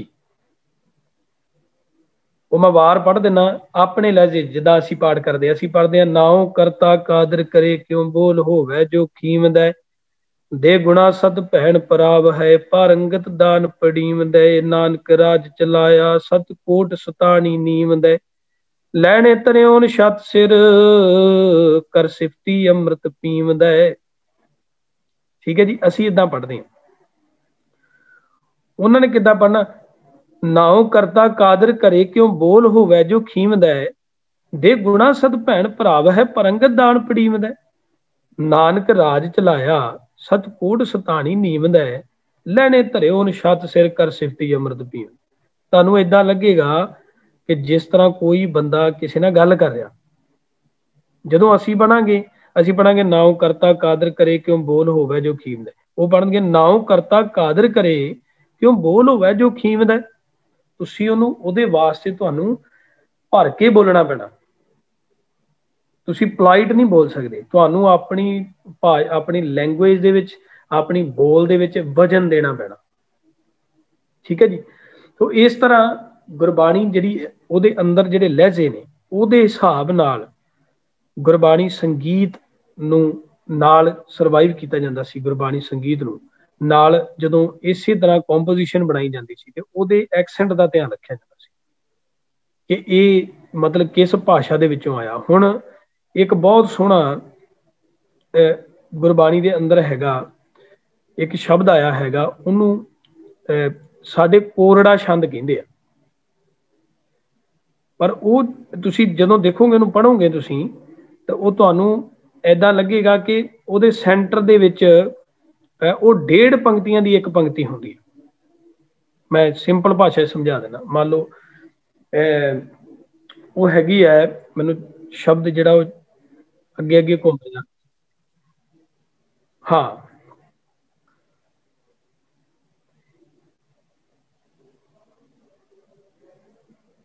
एक दो एक सॉरी मैनूं शब्द जिहड़ा ना मंझ निमाणी हिक तूं, एक मिनट मैनूं शब्द देख लैण दो जी, मैं वो क्लीयर ही कर देना तुहानूं चंगी तरह।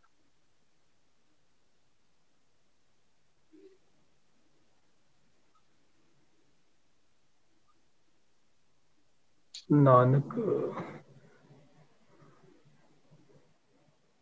क्यों ना मरीजे रोए, वीर जी किसी ही कोई कोई मंझ निमाणी एक तो, वाह जी वाह वाह, बिल्कुल यही है जी, किसी ही, हाँ जी बिल्कुल ठीक है जी। गुरु अंगद साहब सच्चे पातशाह जी का शब्द है। देखो किड्डी वड्डी गल आ कि बाबा लहणा जी जिन्होंने सिक्खी बारे पता ही नहीं, तो वो जदों सिक्खी च आउंदे आ ते बाणी लिखते आ, गुरु अंगद साहब हो जाते हैं जदों, तो बाणी लिखते हैं तो किड्डा तगड़ा छंद है गुरबाणी का। तुसीं हैरान हो गए, छंद नूं ध्यान नाल समझिया जे, बड़े बड़े ध्यान नाल समझण वाला। इहदा एक्सेंट देखो किड्डा तगड़ा है। शब्द शुरू होंदा किसी ही कोई कोए मंझ निमाणी हिक तूं। ठीक है जी, इत्थे अगे लगियां दो डंडियां, फिर बोलदा किसी ही कोई कोए मंझ निमाणी हिक तूं। ठीक है जी। अगली पंक्ति है क्यों ना मरीजै रोए जां लग चित ना आवही। हुण तुसीं देखो कि डंडियां कित्थे लगियां पर रुकना कित्थे आ। ये ਜਿਹੜੇ ਬੰਦੇ ਨੂੰ पता है कि ਇਹਦਾ छंद की है, ਇਹਦੀ चाल की है, उत्थे वो रुकेगा। हुण ये है किसी ही कोई कोए मंझ निमाणी हिक तू क्यों ना मरीजै रोए। किसी ही कोई कोए, इत्थे पहला विश्राम लगना। हुण कोए ते रोए ये दो लफ्ज ने ना जी, कोए ते रोए। किसी ही कोई कोए इत्थे रुक जाना, मंझ निमाणी हिक तू क्यों ना मरीजै रोए जा लग चित ना आवे। ते तिन्ना जो तीन पार्ट तुसीं इहदे करने, किसी ही कोई कोए, किसी का कोई है मालका, किसी का कोई है पर मेरा तू ही है। किसी ही कोई कोए अगे आउंदा मंझ निमाणी हिक तू क्यों ना मरीजै रोए। मेरा मंझ दा निमाणी दा, मेरा तो सिर्फ एक ही है तू, मैं क्यों ना रोवां। देखो किधर ਨੂੰ ਜਾ ਰਹੀ, ਜਦੋਂ ਤੁਸੀਂ ਉਹਦੇ ਅਰਥ ਕਰਨੇ, ਅਰਥ ਵੀ ਉੱਪਰੋਂ ਘੁੰਮ ਕੇ ਆ ਰਹੇ। ਕਿਸੇ ਦਾ ਕੋਈ ਹੈ, ਕਿਸੇ ਦਾ ਕੋਈ ਆ ਮਾਲਕਾ, ਮੇਰਾ ਤੇ ਇੱਕੋ ਤੂੰ ਹੀ ਆ, ਮੈਂ ਕਿਉਂ ਨਾ ਰੋਵਾਂ। ਦੇਖੋ ਕਿੱਡੀ ਤਗੜੀ ਗੱਲ ਹੈ, ਮੇਰਾ ਤੇ ਤੂੰ ਹੀ ਹੈ, ਮੈਂ ਕਿਉਂ ਨਾ ਰੋਵਾਂ। ਜਾਂ ਲੱਗ ਚਿੱਤ ਨਾ ਆਵਈ, ਜਦੋਂ ਤੂੰ ਮੈਨੂੰ ਚੇਤੇ ਨਹੀਂ ਆਉਣਾ ਫਿਰ ਕਿਉਂ ਨਾ ਰੋਵਾਂ ਮੈਂ। ਕਿਸੇ ਦਾ ਤੇ ਕੋਈ ਹੈ, ਉਹ ਜੇ ਨਹੀਂ ਯਾਦ ਆਉਂਦਾ ਤੇ ਉਹ ਕਿਸੇ ਹੋਰ ਨੂੰ ਯਾਦ ਕਰ ਲੇਗਾ ਤੇ ਉਹਦਾ ਤੇ ਟਾਈਮ ਲੰਘ ਜਾਏਗਾ, ਪਰ ਮੇਰਾ ਸਮਾਂ ਨਹੀਂ ਲੰਘਣਾ, ਕਿਉਂਕਿ ਮੇਰਾ ਤੇ ਇੱਕੋ ਤੂੰ ਹੀ ਹੈ, ਮੈਂ ਤੇ ਤੈਨੂੰ ਯਾਦ ਕਰਨਾ। ਜੇ ਤੂੰ ਹੀ ਯਾਦ ਨਾ ਆਇਆ ਤੇ ਫਿਰ ਮੇਰਾ ਜੀਣ ਦਾ ਕੀ ਕੰਮ ਹੈਗਾ। ਸੋ ਗੁਰਬਾਣੀ ਦੇ ਅੰਦਰ ਜਦੋਂ ਇਹ ਤਿੰਨ ਛੰਦ ਅਸੀਂ ਸਾਂਝੇ ਕਰਦੇ ਹਾਂ ਨਾ, ਜਦੋਂ ਅਸੀਂ ਤਿੰਨਾਂ ਛੰਦਾਂ ਬਾਰੇ ਜਾਣਕਾਰੀ ਹਾਸਲ ਕਰਦੇ ਹਾਂ, ਤਾਂ ਜਦੋਂ ਬਾਣੀ ਪੜ੍ਹਦੇ ਹਾਂ ਤੇ ਛੰਦ ਦੀ ਚਾਲ ਜਦੋਂ ਚੱਲਦੀ ਹੈ ਤੇ ਚਾਲ ਦੇ ਹਿਸਾਬ ਨਾਲ ਅਸੀਂ ਜਦੋਂ ਬਾਣੀ ਪੜ੍ਹਾਂਗੇ ਤੇ ਫਿਰ ਸਾਨੂੰ ਬਾਣੀ ਦਾ ਜਿਹੜਾ ਉਹ ਆਨੰਦ ਆਉਣਾ ਸ਼ੁਰੂ ਹੁੰਦਾ। ਜਦੋਂ ਚਾਲ ਦੀ ਗੱਲ ਆਉਂਦੀ ਹੈ ਤੇ ਚਾਲ ਦੇ ਵਿੱਚ ਹੁਣ ਸਭ ਤੋਂ ਵੱਡਾ ਸਵਾਲ ਇਹ ਹੈ ਕਿ ਅਸੀਂ ਛੰਦ ਜਿਹੜੇ ਹੈਗੇ ਆ ਉਹਨਾਂ ਛੰਦਾਂ ਦੀ ਪਹਿਚਾਣ ਕਿੱਦਾਂ ਕਰਨੀ। ਤੇ ਤੁਹਾਨੂੰ ਸਭ ਤੋਂ ਵਧੀਆ ਚੀਜ਼ ਹੈਗੀ ਜਿਹੜੀ ਉਹ ਬਹੁਤ ਕਮਾਲ ਦੀ ਹੈ, ਤੁਸੀਂ ਵਿਹਲੇ ਬੈਠ ਕੇ ਕਦੇ ਪ੍ਰੈਕਟਿਸ ਕਰਨੀ ਹੋਵੇ ਇਕੱਲਿਆਂ ਨੇ ਬਿਨਾਂ ਕਿਸੇ ਦੀ ਸਹਾਇਤਾ ਤੋਂ, ਤਾਂ ਮੈਂ ਤੁਹਾਨੂੰ ਇੱਕ ਉਹਦੀ ਪੇਪਰ ਦੀ ਇੱਕ ਫੋਟੋ ਭੇਜਾਂਗਾ ਜਿਹਦੇ ਤੇ ਮੈਂ ਪ੍ਰੈਕਟਿਸ ਕਰਦਾ ਹੁੰਦਾ, ਤਾਂ ਤੁਸੀਂ ਉਹ ਆਪਣੇ ਕੋਲ ਸਾਂਭ ਕੇ ਰੱਖਣੀ ਹੈ। ਗੁਰਬਾਣੀ ਦੀ ਇੱਕ ਲਾਈਨ ਦੇ ਵਿੱਚ ਆਏ ਹੋਏ ਅੱਖਰਾਂ ਦੀ ਗਿਣਤੀ ਤੇ ਉਹਦੇ ਵਿੱਚ ਵਰਤੀਆਂ ਗਈਆਂ ਮਾਤਰਾ ਦੀ ਗਿਣਤੀ ਪੂਰੀ ਕਰਨੀ ਹੈ। ਜਿਸ ਤਰ੍ਹਾਂ ਮੈਂ ਪਹਿਲਾਂ ਵੀ ਤੁਹਾਨੂੰ ਕਿਹਾ ਕਿ ਸਿਮਰੋ, ਹੁਣ ਤੁਸੀਂ ਵੇਖੋ ਵੀ ਇਹ ਕਿੰਨੇ ਅੱਖਰ ਨੇ। ਸੱਸੇ ਨੂੰ ਸਿਹਾਰੀ ਲੱਗ ਗਈ ਇੱਕ ਮਾਤਰਾ, ਮਮਾ 2, ਰਾਰਾ 3, ਊੜੇ ਨੂੰ ਔਂਕੜ ਉਹ ਹੋ ਗਿਆ, ਇਹ 2 ਮਾਤਰਾ ਨੇ, ਇਹਦਾ ਮਤਲਬ 5 ਹੋ ਗਈਆਂ। ਸਿਮਰੋ ਅੱਗੇ ਆ ਗਿਆ ਸਿਮਰ, ਸੱਸੇ ਨੂੰ ਸਿਹਾਰੀ ਮਮਾ ਰਾਰਾ 3 ਅੱਖਰ ਹੋ ਗਏ, 5 ਤੇ 3 8। ਸਿਮਰੋ ਸਿਮਰ ਸਿਮਰ ਫਿਰ 3 ਅੱਖਰ ਹੋ ਗਏ, 8 ਤੇ 3 11। ਸੁਖ 11 ਤੇ 2 13, ਸੁਖ ਦੇ 2 ਬਣ ਗਏ, 11 ਤੇ 2 13। ਸਿਮਰੋ ਸਿਮਰ ਸਿਮਰੋ 5, ਸਿਮਰ 3 ਫਿਰ ਸਿਮਰ 3। ਸਿਮਰੋ ਸਿਮਰ ਸਿਮਰ ਸੁਖ 2 ਅੱਖਰ, ਅੱਗੇ ਆ ਗਿਆ ਪਾਵੋਂ, ਕਿੰਨੇ ਹੋ ਗਏ ਜੀ 13 ਤੇ 4 17। ਹੁਣ ਇਹਨੂੰ 15 16 17 ਗੁਰਬਾਣੀ ਦੇ ਵਿੱਚ ਜਿਹੜੇ 15 16 17 ਦੀ ਗਿਣਤੀ ਹੈ, ਇਹਨੇ ਇੱਕੋ ਚਾਲ 'ਚ ਹੀ ਰਹਿਣਾ। ਸਿਮਰੋ ਸਿਮਰ ਸਿਮਰ ਸੁਖ ਪਾਵੋ, ਕਲ ਕਲੇਸ਼ ਤਨ ਮਾਹਿ ਮਿਟਾਓ, ਸਿਮਰੋ ਜਾਸ ਬਿਸੰਬਰ ਇੱਕ ਹੈ। ਹੁਣ ਜਦੋਂ ਦੇਖੋ ਗੁਰੂ ਸਾਹਿਬ ਨੇ ਵਾਵਾ ਪਾਇਆ ਪੈਰ ਦੇ ਵਿੱਚ, ਹੁਣ ਸਮਝ ਆਉਂਦੀ ਹੈ ਕਿ ਵਾਵਾ ਜਿਹੜਾ ਹੈ ਉਹ ਆਜ਼ਾਦ ਕਿਉਂ ਨਹੀਂ ਪਿਆ, ਪੈਰ 'ਚ ਕਿਉਂ ਪਿਆ।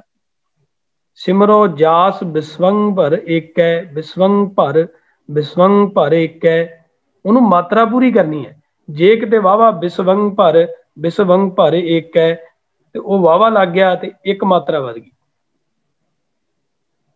ਠੀਕ ਹੈ ਜੀ। ਇਸ ਤਰ੍ਹਾਂ ਗੁਰਬਾਣੀ ਵਿੱਚ ਬਹੁਤ ਚੀਜ਼ ਦਾ ਖਿਆਲ ਰੱਖਿਆ ਕਿ ਜਿਹਦਾ ਮਾਤਰਾ ਵੱਧ ਨਾ ਜਾਵੇ। ਫਿਰ ਦੂਜੀ ਚੀਜ਼ ਹੈ ਰਾਗ ਦੇ ਹਿਸਾਬ ਨਾਲ ਇਹ ਜਿਹੜੇ ਇਹਦੇ ਅਰਥ ਨੇ, ਜਿਹੜੀ ਇਹਦੀ ਫੀਲ ਹੈਗੀ ਆ ਉਹੀ ਆ ਰਹੀ ਹੈ ਕਿ ਮੈਂ ਉਹੀ ਅੱਖਰ ਵਰਤ ਰਿਹਾ। ਮੇਰੇ ਮਨ ਪਰਦੇਸੀ ਵੇ ਪਿਆਰੇ ਆਓ ਘਰੇ, ਹਾਂਜੀ, ਜਦੋਂ ਪਰਦੇਸੀ ਨੂੰ ਕਹਿਣਾ ਆ ਤੇ ਨਾਲ ਕੀ ਕਹਿ ਰਿਹਾ, ਮੇਰੇ ਮਨ ਪਰਦੇਸੀ ਵੇ ਪਿਆਰੇ, ਨਾਲ ਮਨ ਪਰਦੇਸੀ ਨੂੰ ਘਰੇ ਆਉਣ ਵਾਸਤੇ ਕਰ ਰਿਹਾ। ਤੇ ਉਹਦੀ ਭਾਵ ਅਰਥ, ਉਹਦੀ ਕਵਿਤਾ, ਉਹਦਾ ਰਾਗ ਤੇ ਉਹਦਾ ਸਿਧਾਂਤ, ਜਦੋਂ ਇਹ 4 ਚੀਜ਼ਾਂ ਰਲਣਗੀਆਂ ਫਿਰ ਗੁਰਬਾਣੀ ਬਣਦੀ ਹੈ। ਇਸੇ ਕਰਕੇ ਹੀ ਅੱਜ ਤੱਕ ਸ੍ਰੀ ਗੁਰੂ ਗ੍ਰੰਥ ਸਾਹਿਬ ਸੱਚੇ ਪਾਤਸ਼ਾਹ ਜੀ ਦੀ ਕੋਈ ਕਾਪੀ ਨਹੀਂ ਕਰ ਸਕਿਆ। ਕਿੱਦਾਂ ਕਾਪੀ ਕਰੇਗਾ? ਬਹੁਤ ਸੀਮਤ ਗਿਣਤੀ ਦੇ ਵਿੱਚ। ਦੇਖੋ ਇੱਕ ਬੜੀ ਵੱਡੀ ਗੱਲ ਹੈਗੀ ਹੈ, ਗੁਰੂ ਨਾਨਕ ਸਾਹਿਬ ਸੱਚੇ ਪਾਤਸ਼ਾਹ ਜੀ ਆਪਣੀ ਜ਼ਿੰਦਗੀ ਵਿੱਚ ਜਿੰਨੀ ਬਾਣੀ ਲਿਖੀ ਹੈ ਕੀ ਇੰਨਾ ਹੀ ਬੋਲੇ ਨੇ? ਕੀ ਉਹਨਾਂ ਨੇ ਆਮ ਭਾਸ਼ਾ 'ਚ ਗੱਲਾਂ ਨਹੀਂ ਕੀਤੀਆਂ? ਕੀ ਉਹ ਕਿਸੇ ਨਾਲ ਟੇਬਲ ਟਾਕ ਨਹੀਂ ਕਰਦੇ ਰਹੇ? ਫਿਰ ਜਿਹੜੀ ਗੁਰਬਾਣੀ ਇਹ ਕੀ ਹੈ? ਤਾਂ ਸਤਿਗੁਰੂ ਨੇ ਬਾਣੀ 'ਚ ਲਿਖ ਕੇ ਸਾਨੂੰ ਦਿੱਤਾ, ਜੈਸੀ ਮੈਂ ਆਵੇ ਖਸਮ ਕੀ ਬਾਣੀ ਤੈਸੜਾ ਕਰੀ ਗਿਆਨ ਮੇ ਲਾਲੋ। ਹੁਣ ਜਿੱਥੇ ਮੈਂ ਪੜ੍ਹ ਰਿਹਾ ਨਾ, ਇਹ ਜਿਹੜਾ ਮੈਂ ਆ ਬੋਲ ਕੇ ਪੜ ਰਿਹਾ ਹੁਣ, ਮੈਂ ਜੈਸੀ ਮੈਂ ਆਵੇ ਖਸਮ ਕੀ ਬਾਣੀ ਤੈਸੜਾ ਕਰੀ ਗਿਆਨ ਵੇ ਲਾਲੋ। ਤਾਂ ਜੇ ਮੈਂ ਇਹਨੂੰ ਰਾਗ ਤਲੰਗ 'ਚ ਪੜ੍ਹਨਾ, ਵੀ ਰਾਗ ਤਲੰਗ ਹੋਵੇ, ਪੜ੍ਹਨਾ ਵੀ ਗਾ ਕੇ ਆ, ਪੜ੍ਹਨਾ ਵੀ ਮਾਤਰਾ ਦੇ ਵਿੱਚ। ਜੈਸੀ ਮੈਂ ਆਵੇ ਖਸਮ ਕੀ ਬਾਣੀ ਤੈਸੜਾ ਕਰੀ ਗਿਆਨ ਵੇ ਲਾਲੋ। ਪਾਪ ਕੀ ਜੰਜ ਲੈ ਕਾਬਲੋਂ ਧਾਇਆ ਜੋਰੀ ਮੰਗੇ ਦਾਨ ਵੇ ਲਾਲੋ। ਇਹਨੂੰ ਮੈਂ ਏਦਾਂ ਪੜਾਂਗਾ, ਇਹ ਮੈਂ ਰਾਗ ਤਲੰਗ 'ਚ ਪੜਿਆ, ਸਾ ਗਾ ਮਾ ਪਾ ਨੀ ਪਾ ਗਾ ਮਾ ਗਾ, ਇਹ ਰਾਗ ਤਲੰਗ ਦੀਆਂ ਸੁਰਾਂ। ਜੈਸੀ ਮੈਂ ਆਵੇ ਖਸਮ ਕੀ ਬਾਣੀ ਤੈਸੜਾ ਕਰੀ ਗਿਆਨ ਵੇ ਲਾਲੋ। ਪਾਪ ਕੀ ਜੰਜ ਲੈ ਕਾਬਲ ਤਾਇਆ ਜੋਰੀ ਮੰਗੇ ਦਾਨ ਵੇ ਲਾਲੋ। ਪਹਿਲਾ ਸ਼ਬਦ ਹੈਗਾ ਯਕ ਅਰਜ਼ ਗੁਫਤਮ ਪੇਸ ਤੋ ਦਰ ਗੋਸ ਕੁਨ ਕਰਤਾਰ। ਹੱਕਾ ਕਬੀਰ ਕਰੀਮ ਤੂੰ ਬੇਅਬ ਪਰਵਦਗਾਰ। ਹੁਣ ਇੱਥੇ ਆ ਕੇ ਚਾਲ ਚੇਂਜ ਹੋ ਗਈ। ਪਹਿਲਾਂ ਕੀ ਚੱਲ ਰਿਹਾ, ਯਕ ਅਰਜ਼ ਗੁਫਤਮ ਪੇਸ ਤੋ ਦਰ ਗੋਸ ਕੁਨ ਕਰਤਾਰ। ਹੱਕਾ ਕਬੀਰ ਕਰੀਮ ਤੂੰ ਬੇਅਬ ਪਰਵਦਗਾਰ। ਹੁਣ ਚੇਂਜ ਹੋ ਗਈ ਚਾਲ। ਦੁਨੀਆ ਮੁਕਾਮੇ ਫਾਨੀ ਤਹਿਕੀਕ ਦਿਲਦਾਨੀ। ਮਮ ਸਰ ਮੂਏ ਅਜ਼ਰਾਇਲ ਗਿਰਫਤੇ ਦਿਲ ਹੇਚ ਨਾਦਾਨੀ। ਰਹਾਓ ਸਪੈਸ਼ਲੀ ਜਿੱਥੇ ਰਹਾਓ ਆਇਆ ਉਹਦੀ ਚਾਲ ਚੇਂਜ ਹੋ ਗਈ, ਉੱਪਰ ਵਾਲੇ ਦੀ ਚਾਲ ਤੇ ਥੱਲੇ ਵਾਲੇ ਦੀ ਚਾਲ। ਜਨ ਪਿਸਰ ਪਦਰ ਬਿਰਾਦਰਾ ਕਸ ਨੇਸ ਦਸਤੰਗੀਰ। ਉਹ ਫੇਰ ਹੋ ਗਈ ਚੱਲ, ਯਕ ਅਰਜ਼ ਗੁਫਤਮ ਪੇਸ਼ ਤੋ ਦਰ ਗੋਸ ਕੁਨ ਕਰਤਾਰ। ਜਨ ਪਿਸਰ ਪਦਰ ਬਿਰਾਦਰਾ ਕਸ ਨੇਸ ਦਸਤੰਗੀਰ। ਇਹ ਦੋਵੇਂ ਪਹਿਲਾ ਪਦਾ ਤੇ ਦੂਜਾ ਪਦਾ ਦੋਵੇਂ ਸੇਮ ਹੈ। ਹੁਣ ਜਦੋਂ ਪੜ੍ਹਨਾ, ਦੁਨੀਆ ਮੁਕਾਮੇ ਫਾਨੀ ਤਹਿਕੀਕ ਦਿਲਦਾਨੀ। ਮਮ ਸਰ ਮੂਏ ਅਜ਼ਰਾਇਲ ਗਿਰਫਤੇ ਦਿਲ ਹੇਚ ਨਾਦਾਨੀ। ਚਾਲ ਚੇਂਜ ਹੋ ਗਈ, ਪਹਿਲਾਂ ਕੀ ਚੱਲ ਰਹੀ ਸੀ, ਬਾਅਦ ਚ ਕੀ ਹੋ ਗਈ।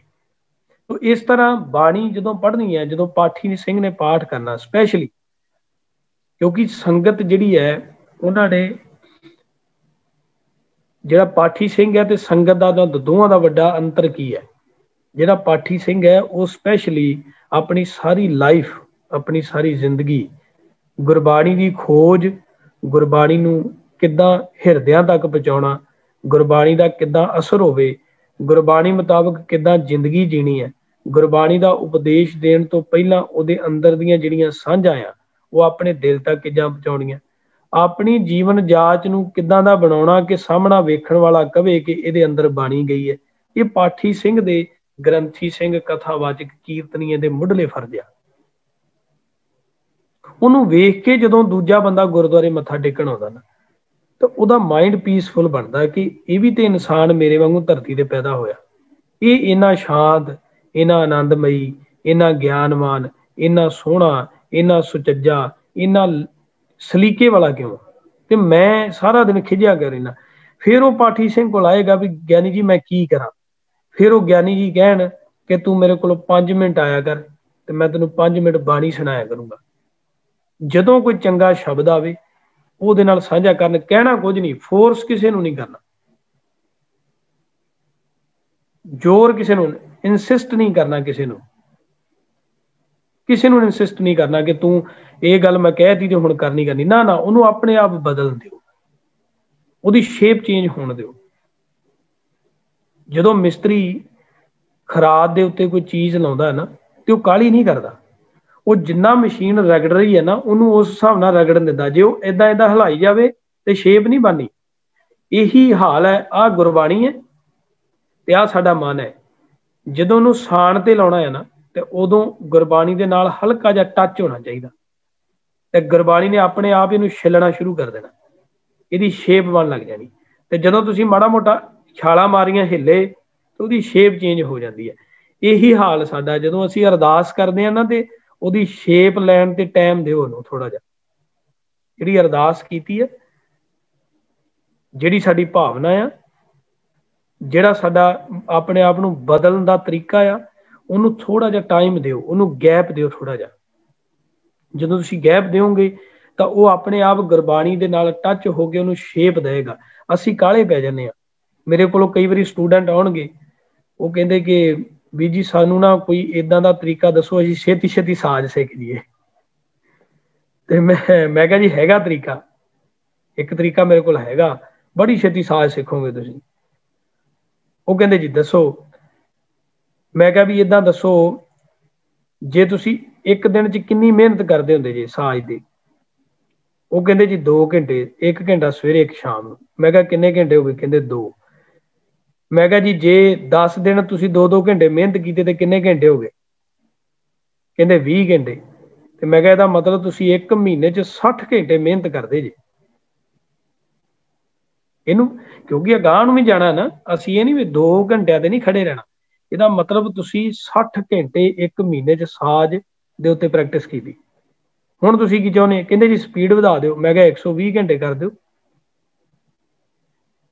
ਜੇ ਨਹੀਂ ਬਣਦੀ ਗੱਲ ਤੇ 240 ਘੰਟੇ ਕਰ ਦਿਓ।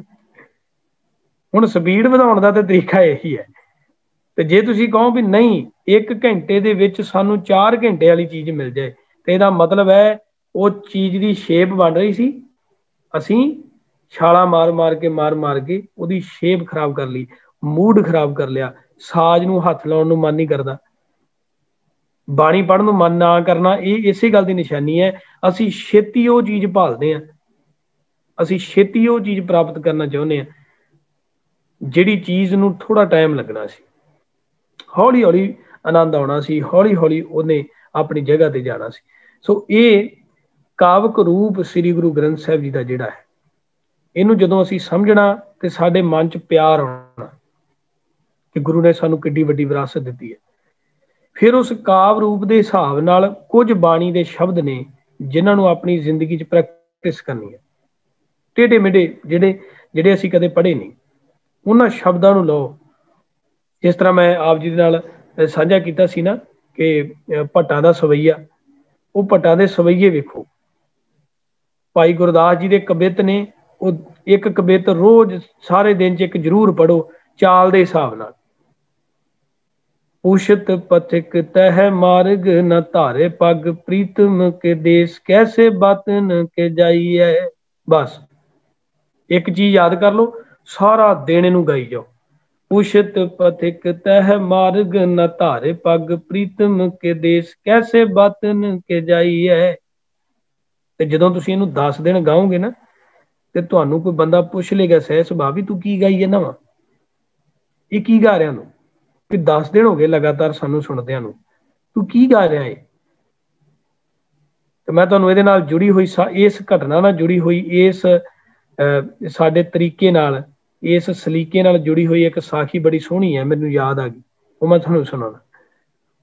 ਰੋਜ਼ ਗਾਓ ਤੇ ਤੁਹਾਨੂੰ ਹਾਰ ਕੇ ਤੁਹਾਡੀ ਵਾਈਫ, ਤੁਹਾਡੇ ਹਸਬੈਂਡ, ਤੁਹਾਡੇ ਬੱਚੇ ਪੁੱਛਣਗੇ ਤੁਸੀਂ ਰੋਜ਼ ਇੱਕੋ ਚੀਜ਼ ਗਾਈ ਜਾਂਦੇ, ਹੈ ਕੀ ਹੈ? ਫਿਰ ਤੁਸੀਂ ਦੱਸਣਾ ਕਿ ਇਹਦੇ ਵਿੱਚ ਭਾਈ ਗੁਰਦਾਸ ਜੀ ਕਹਿੰਦੇ ਨੇ ਕਿ ਜੇ ਕੋਈ ਬੰਦਾ ਰਸਤਾ ਪੁੱਛਣ ਵਾਲੇ ਨੂੰ ਰਸਤਾ ਪੁੱਛੀ ਜਾਵੇ ਸਾਰਾ ਦਿਨ ਵੀ ਦਿੱਲੀੋਂ ਪੰਜਾਬ ਜਾਣਾ ਤੇ ਕਿੱਧਰ ਨੂੰ ਜਾਈਦਾ, ਦਿੱਲੀੋਂ ਪੰਜਾਬ ਜਾਣਾ ਤੇ ਕਿੱਧਰ ਨੂੰ ਜਾਈਦਾ, ਦਿੱਲੀੋਂ ਪੰਜਾਬ ਜਾਣਾ ਤੇ ਕਿੱਧਰ ਨੂੰ ਜਾਈਦਾ, ਤੇ ਰਸਤਾ ਦੱਸਣ ਵਾਲਾ ਦੱਸੀ ਜਾਵੇ ਇੱਥੋਂ ਇੱਧਰ ਜਾਣਾ, ਇੱਥੋਂ ਇੱਧਰ ਜਾਣਾ, ਇੱਥੋਂ ਇੱਧਰ ਜਾਣਾ। ਹੁਣ ਪੁੱਛੀ ਜਾਂਦਾ ਸਾਰਾ ਦਿਨ ਪਰ ਜਾਂਦਾ ਨਹੀਂ, ਉਸ ਸੜਕ ਦੇ ਉਸ ਮਾਰਗ ਤੇ ਪੈਰ ਨਹੀਂ ਰੱਖਦਾ, ਤੇ ਭਾਈ ਗੁਰਦਾਸ ਜੀ ਕਹਿੰਦੇ ਪਹੁੰਚ ਨਹੀਂ ਸਕਦਾ। ਇਹੀ ਹਾਲ ਸਾਡਾ। ਪੁਸ਼ਤ ਪਥਿਕ ਤਹਿ ਮਾਰਗ ਨਾ ਧਾਰੇ ਪੱਗ। ਮੈਂ ਇਹ ਗਾ ਰਿਹਾ ਵਾਂ ਕਿ ਪੁਸ਼ਤ ਪਥਿਕ ਕਿਸੇ ਰਸਤੇ ਵਾਲੇ ਨੂੰ ਰਸਤਾ ਪੁੱਛਦਾ ਪਰ ਰਸਤੇ ਦੇ ਮਾਰਗ ਦੇ ਉੱਤੇ ਪੈਰ ਨਹੀਂ ਰੱਖਦਾ। ਪੁਸ਼ਤ ਪਥਿਕ ਤਹਿ ਮਾਰਗ ਨਾ ਧਾਰੇ ਪੱਗ, ਪ੍ਰੀਤਮ ਕੇ ਦੇਸ਼ ਕੈਸੇ ਬਾਤਨ ਕੇ ਜਾਈਏ। ਗੱਲਾਂ ਨਾਲ ਨਹੀਂ ਪ੍ਰੀਤਮ ਦਾ ਦੇਸ਼ ਮਿਲਦਾ। ਫਿਰ ਅਗਲੇ ਦਿਨ ਪੰਕਤੀ ਚੇਂਜ ਕਰ ਦਿਓ। ਪੁਸ਼ਤ ਹੈ ਵੈਦ ਖਾਤੇ ਔਖਦ ਨ ਸੰਜਮ ਸੇ, ਕੈਸੇ ਮਿਟੈ ਰੋਗ ਸੁਖ ਸਹਿਜ ਸਮਾਈਐ। ਫਿਰ ਤੁਹਾਨੂੰ ਕੋਈ ਪੁੱਛੇਗਾ ਕਿ ਤੁਸੀਂ ਚੇਂਜ ਕਰ ਦਿੱਤਾ ਜੀ। ਇਹ ਦੇਖੋ ਕਿੰਨਾ ਮਜ਼ਾ ਆ ਰਿਹਾ। ਜੇ ਤੁਸੀਂ ਉਹਨੂੰ ਪੜ੍ਹਦੇ ਆ, ਪੂਛਤ ਪਥਿਕ ਤਹਿ ਮਾਰਗ ਨਾ ਧਾਰੇ ਪਗ ਪ੍ਰੀਤਮ ਕੇ ਦੇਸ਼ ਕੈਸੇ ਬਾਤਨ ਕੇ ਜਾਈਏ, ਪੂਛਤ ਹੈ ਵੈਦ ਖਾਤ ਔਖਦ ਨਾ ਸੰਜਮ ਸੇ ਕੈਸੇ ਮਿਟੇ ਰੋਗ ਸੁਖ ਸਹਿਜ ਸਮਾਈਐ, ਪੂਛਤ ਸੁਹਾਗਣ ਕੇ ਕਰਮ ਦੁਹਾਗਣ ਕੇ ਹਿਰਦੈ ਵਿਚਾਰ ਸੁਖ ਸਹਿਜ ਸਮਾਈਐ, ਗਾਏ ਸੁਣੇ ਆਖੇ ਮੀਚੇ ਪਾਈਏ ਨਾ ਪਰਮ ਪਦ, ਗੁਰ ਉਪਦੇਸ਼ ਗਏ ਜੋਲੋ ਨਾ ਕਮਾਈਐ। ਤੁਸੀਂ ਖੁਦ ਬੋਰ ਹੋ ਜਾਣਾ ਯਾਰ ਮੈਂ ਕੀ ਪੜ੍ਹੀ ਜਾਂਦਾ ਸਾਰਾ ਦਿਨ। ਤੇ ਜੇ ਤੁਸੀਂ ਪੜ੍ਹ ਰਹੇ ਹੋ ਪੂਛਤ ਹੈ ਵੈਦ ਖਾਤ ਔਖਦ ਨ ਸੰਜਮ ਸੇ ਕੈਸੇ ਮਿਟੈ ਰੋਗ ਸੁਖ ਸਹਿਜ ਸਮਾਈਐ। ਵੈਦ ਨੂੰ ਪੁੱਛੀ ਜਾਂਦਾ ਆ ਕਿ ਮੈਨੂੰ ਰੋਗ ਲੱਗਾ, ਮੈਂ ਦਵਾਈ ਕਿਹੜੀ ਖਾਵਾਂ, ਦਵਾਈ ਕਿਹੜੀ ਖਾਵਾਂ, ਦਵਾਈ ਕਿਹੜੀ ਖਾਵਾਂ। ਤੇ ਵੈਦ ਵੀ ਦੱਸੀ ਜਾਂਦਾ ਵੀ ਆਹ ਖਾ ਲਾ, ਆਹ ਖਾ ਲਾ, ਆਹ ਖਾ ਲਾ, ਪਰ ਖਾਂਦਾ ਹੈ ਨਹੀਂ। ਤੇ ਦੱਸੋ ਰੋਗ ਖਤਮ ਹੋ ਜਾਏਗਾ? ਪੁੱਛਤ ਹੈ ਵੈਦ ਖਾਤ ਔਖਦ ਨਾ ਸੰਜਮ ਸਹਿ, ਨਾ ਸੰਜਮ ਰੱਖਦਾ, ਨਾ ਇਹਤਿਆਤ ਰੱਖਦਾ। ਜਿਹਨੂੰ ਕਹਿੰਦੇ ਵੀ ਤੂੰ ਨਾ ਏਦਾਂ ਕਰ, ਦਵਾਈ ਖਾ ਨਾਲ ਪਰਹੇਜ ਰੱਖ। ਭਾਈ ਗੁਰਦਾਸ ਜੀ ਕਹਿੰਦੇ ਪਰਹੇਜ ਵੀ ਨਹੀਂ ਰੱਖਦਾ, ਦਵਾਈ ਵੀ ਨਹੀਂ ਖਾਂਦਾ, ਤੇ ਵੈਦ ਨੂੰ ਪੁੱਛੀ ਜਾਂਦਾ ਮੈਂ ਕੀ ਕਰਾਂ, ਮੈਂ ਕਦ ਨਾ ਸਹੀ ਹੋਊਗਾ। ਇਸੇ ਤਰ੍ਹਾਂ ਹੀ ਭਾਈ ਗੁਰਦਾਸ ਜੀ ਕਹਿੰਦੇ ਇੱਕ ਦੁਹਾਗਣ ਇੱਕ ਸੁਹਾਗਣ ਨੂੰ ਪੁੱਛਦੀ ਹੈ ਕਿ ਮੈਂ ਕੀ ਕਰਾਂ ਕਿ ਮੇਰਾ ਪਤੀ ਮੇਰੇ ਨਾਲ ਖੁਸ਼ ਹੋ ਜਾਏ। ਪੁੱਛਤ ਸੁਹਾਗਣ ਹੈ ਕਰਮ ਦੁਹਾਗਣ ਕਹਿ, ਕੰਮ ਦੁਹਾਗਣਾ ਵਾਲੇ ਆ ਤਾਂ ਪੁੱਛਦੀ ਸੁਹਾਗਣ। ਪੁੱਛਤ ਸੁਹਾਗਣ ਹੈ ਕਰਮ ਦੁਹਾਗਣ ਕਹਿ, ਹਿਰਦੈ ਵਿਚਾਰ ਕਤ ਸਹਿਜਾ ਸਮਾਈਐ। ਫਿਰ ਅੱਗੇ ਭਾਈ ਗੁਰਦਾਸ ਜੀ ਅਖੀਰ ਤੇ ਕਹਿੰਦੇ ਆ, ਗਾਏ ਸੁਣੇ ਆਖੇ ਮੀਚੈ ਪਾਈਐ ਨਾ ਪਰਮ ਪਦ। ਗਾਉਣ ਨਾਲ, ਸੁਣਨ ਨਾਲ, ਅੱਖਾਂ ਮੀਟ ਕੇ ਬੈਠੇ ਰਹਿਣ ਨਾਲ ਪਰਮ ਪਦਵੀ ਨਹੀਂ ਮਿਲਦੀ। ਕਾਹਦੇ ਨਾਲ ਮਿਲਣੀ ਫਿਰ ਪਰਮ ਪਦਵੀ? ਹੁਣ ਸਵਾਲ ਕਿੱਡਾ ਵੱਡਾ ਵੇਖੋ। ਗਾਏ ਸੁਣੇ ਆਖੇ ਮੀਚੈ ਪਾਈਐ ਨਾ ਪਰਮ ਪਦ, ਗੁਰ ਉਪਦੇਸ਼ ਗਹਿ ਜੋਲੋ ਨਾ ਕਮਾਈਐ। ਜਿਹਨੇ ਗੁਰੂ ਦਾ ਉਪਦੇਸ਼ ਆਪਣੀ ਜ਼ਿੰਦਗੀ ਵਿੱਚ ਧਾਰਨ ਹੀ ਨਾ ਕੀਤਾ, ਮੰਨੀ ਨਾ ਗੁਰੂ ਦੀ, ਤੇ ਉਹ ਕਿੱਦਾਂ ਭਾਵੇਂ ਅੱਖਾਂ ਬੰਦ ਕਰਕੇ ਬੈਠਾ ਰਹੇ। ਹਾਂਜੀ, ਪਾਠ ਪੜਿਓ ਅਰ ਵੇਦ ਵਿਚਾਰਿਓ, ਨਿਮਲ ਭਯੰਗਮ ਸਾਦੇ, ਪੰਚ ਜਨਾਸਿਓ ਸੰਗ ਨਾ ਛੁਟਕਿਓ, ਅਦਿਕ ਅਹੰ ਬਦ ਬਾਦੇ। ਦੇਖੋ ਕਿੱਡੀ ਪਿਆਰੀ ਚਾਲ ਹੈ ਗੁਰਬਾਣੀ ਵਿੱਚ। ਇਹਨੂੰ ਏਦਾਂ ਜਦੋਂ ਸਹਿਜ ਪਾਠ ਕਰਨਾ ਚਾਲ ਚ ਕਰਿਆ ਕਰੋ। ਪਾਠ ਪੜਿਓ ਅਰ ਵੇਦ ਵਿਚਾਰਿਓ, ਨਿਵਲ ਭਯੰਗਮ ਸਾਦੇ, ਪੰਚ ਜਨਾਸਿਓ ਸੰਗ ਨ ਛੁਟਕਿਓ, ਅਦਿਕ ਅਹੰ ਬਦ ਬਿਆਦੇ, ਪਿਆਰੇ ਇਨ ਬਿਦ ਮਿਲਨ ਨਾ ਜਾਈ। ਚਾਲ ਚੇਂਜ ਹੋ ਗਈ ਨਾ। ਇਹ ਹੈ ਕਵਿਤਾ ਦਾ ਅਸਲੀ ਰੂਪ, ਕਵਿਤਾ ਦੀ ਸੁੰਦਰਤਾ। ਪਾਠ ਪੜਿਓ ਅਰ ਵੇਦ ਵਿਚਾਰਿਓ, ਨਿਵਲ ਭਯੰਗਮ ਸਾਦੇ, ਪੰਚ ਜਨਾਸਿਓ ਸੰਗ ਨ ਛੁਡਕਿਓ, ਅਦਿਕ ਅਹੰ ਬੁਧ ਬਾਧੇ। ਮੈਂ ਬਾਧੇ ਤੇ ਤਾਂ ਕਰਕੇ ਰੁਕ ਰਿਹਾ ਕਿ ਉੱਤੇ ਲਾਵਾਂ ਆ। ਜੇ ਮੈਂ ਬਾਧੇ ਕਹਿ ਕੇ ਰੁਕ ਗਿਆ ਤੇ ਲਾਵਾਂ ਦਾ ਅਰਥ ਘਟ ਜਾਣਾ। ਪਾਠ ਪੜਿਓ ਅਰ ਵੇਦ ਵਿਚਾਰਿਓ, ਨਿਵਲ ਭਯੰਗਮ ਸਾਦੇ, ਪੰਚ ਜਨਾਸਿਓ ਸੰਗ ਨ ਛੁਟਕਿਓ, ਅਦਿਕ ਅਹੰ ਬੁਧ ਬਿਆਦ, ਪਿਆਰੇ ਇਨ ਬਿਦ ਮਿਲਨ ਨਾ ਜਾਈ, ਪਿਆਰੇ ਇਨ ਬਿਦ ਮਿਲਨ ਨਾ ਜਾਈ। ਭਾਈ ਗੁਰਦਾਸ ਜੀ ਦੀ ਵਾਰ ਤੇ ਇਹ ਸ਼ਬਦ ਸੇਮ ਚੀਜ਼ ਵੱਲ ਇਸ਼ਾਰਾ ਕਰ ਰਹੇ। ਇਨ ਬਿਦ ਮਿਲਨ ਨਾ ਜਾਈ, ਪਿਆਰੇ ਇਨ ਬਿਦ ਮਿਲਨ ਨਾ ਜਾਈ। ਮੈਂ ਕੀਏ ਕਰਮ ਅਨੇਕਾ, ਮੈਂ ਕੀਏ ਕਰਮ ਅਨੇਕਾ, ਹਾਰ ਪਰਿਓ ਸੁਆਮੀ ਕੈ ਦੁਆਰੇ, ਦੀਜੈ ਬੁੱਧ ਵਿਵੇਕਾ। ਦੇਖੋ ਕਿੰਨੀਆਂ ਚਾਲਾਂ ਆ ਗਈਆਂ। ਆਟ ਸੇਤੀ ਨਾਕ ਪਕੜੇ, ਸੂਝ ਤੇ ਤਿੰਨ ਲੋ। ਸੁਣਿਆ ਨਾ ਸ਼ਬਦ ਜੀ ਤੁਸੀਂ ਸਾਰਿਆਂ ਨੇ? ਜਦੋਂ ਸਤਿਗੁਰੂ ਨੇ ਪੰਡਤ ਨੂੰ ਇਹ ਗੱਲ ਕਹੀ ਸੀ ਵੀ ਭਾਵੇਂ ਨੱਕ ਫੜ ਲਾ, ਭਾਵੇਂ ਆਸਣ ਲਾ ਲਾ, ਭਾਵੇਂ 84 ਆਸਣ ਸਿੱਖ ਲਾ, ਪਰ ਮੁਕਤੀ ਉਦੋਂ ਹੀ ਹੋਣੀ ਆ ਜਦੋਂ ਗੁਰੂ ਦੀ ਗੱਲ ਮੰਨ ਕੇ ਆਪਦੀ ਜ਼ਿੰਦਗੀ 'ਚ ਧਾਰਨ ਕਰੇਗਾ।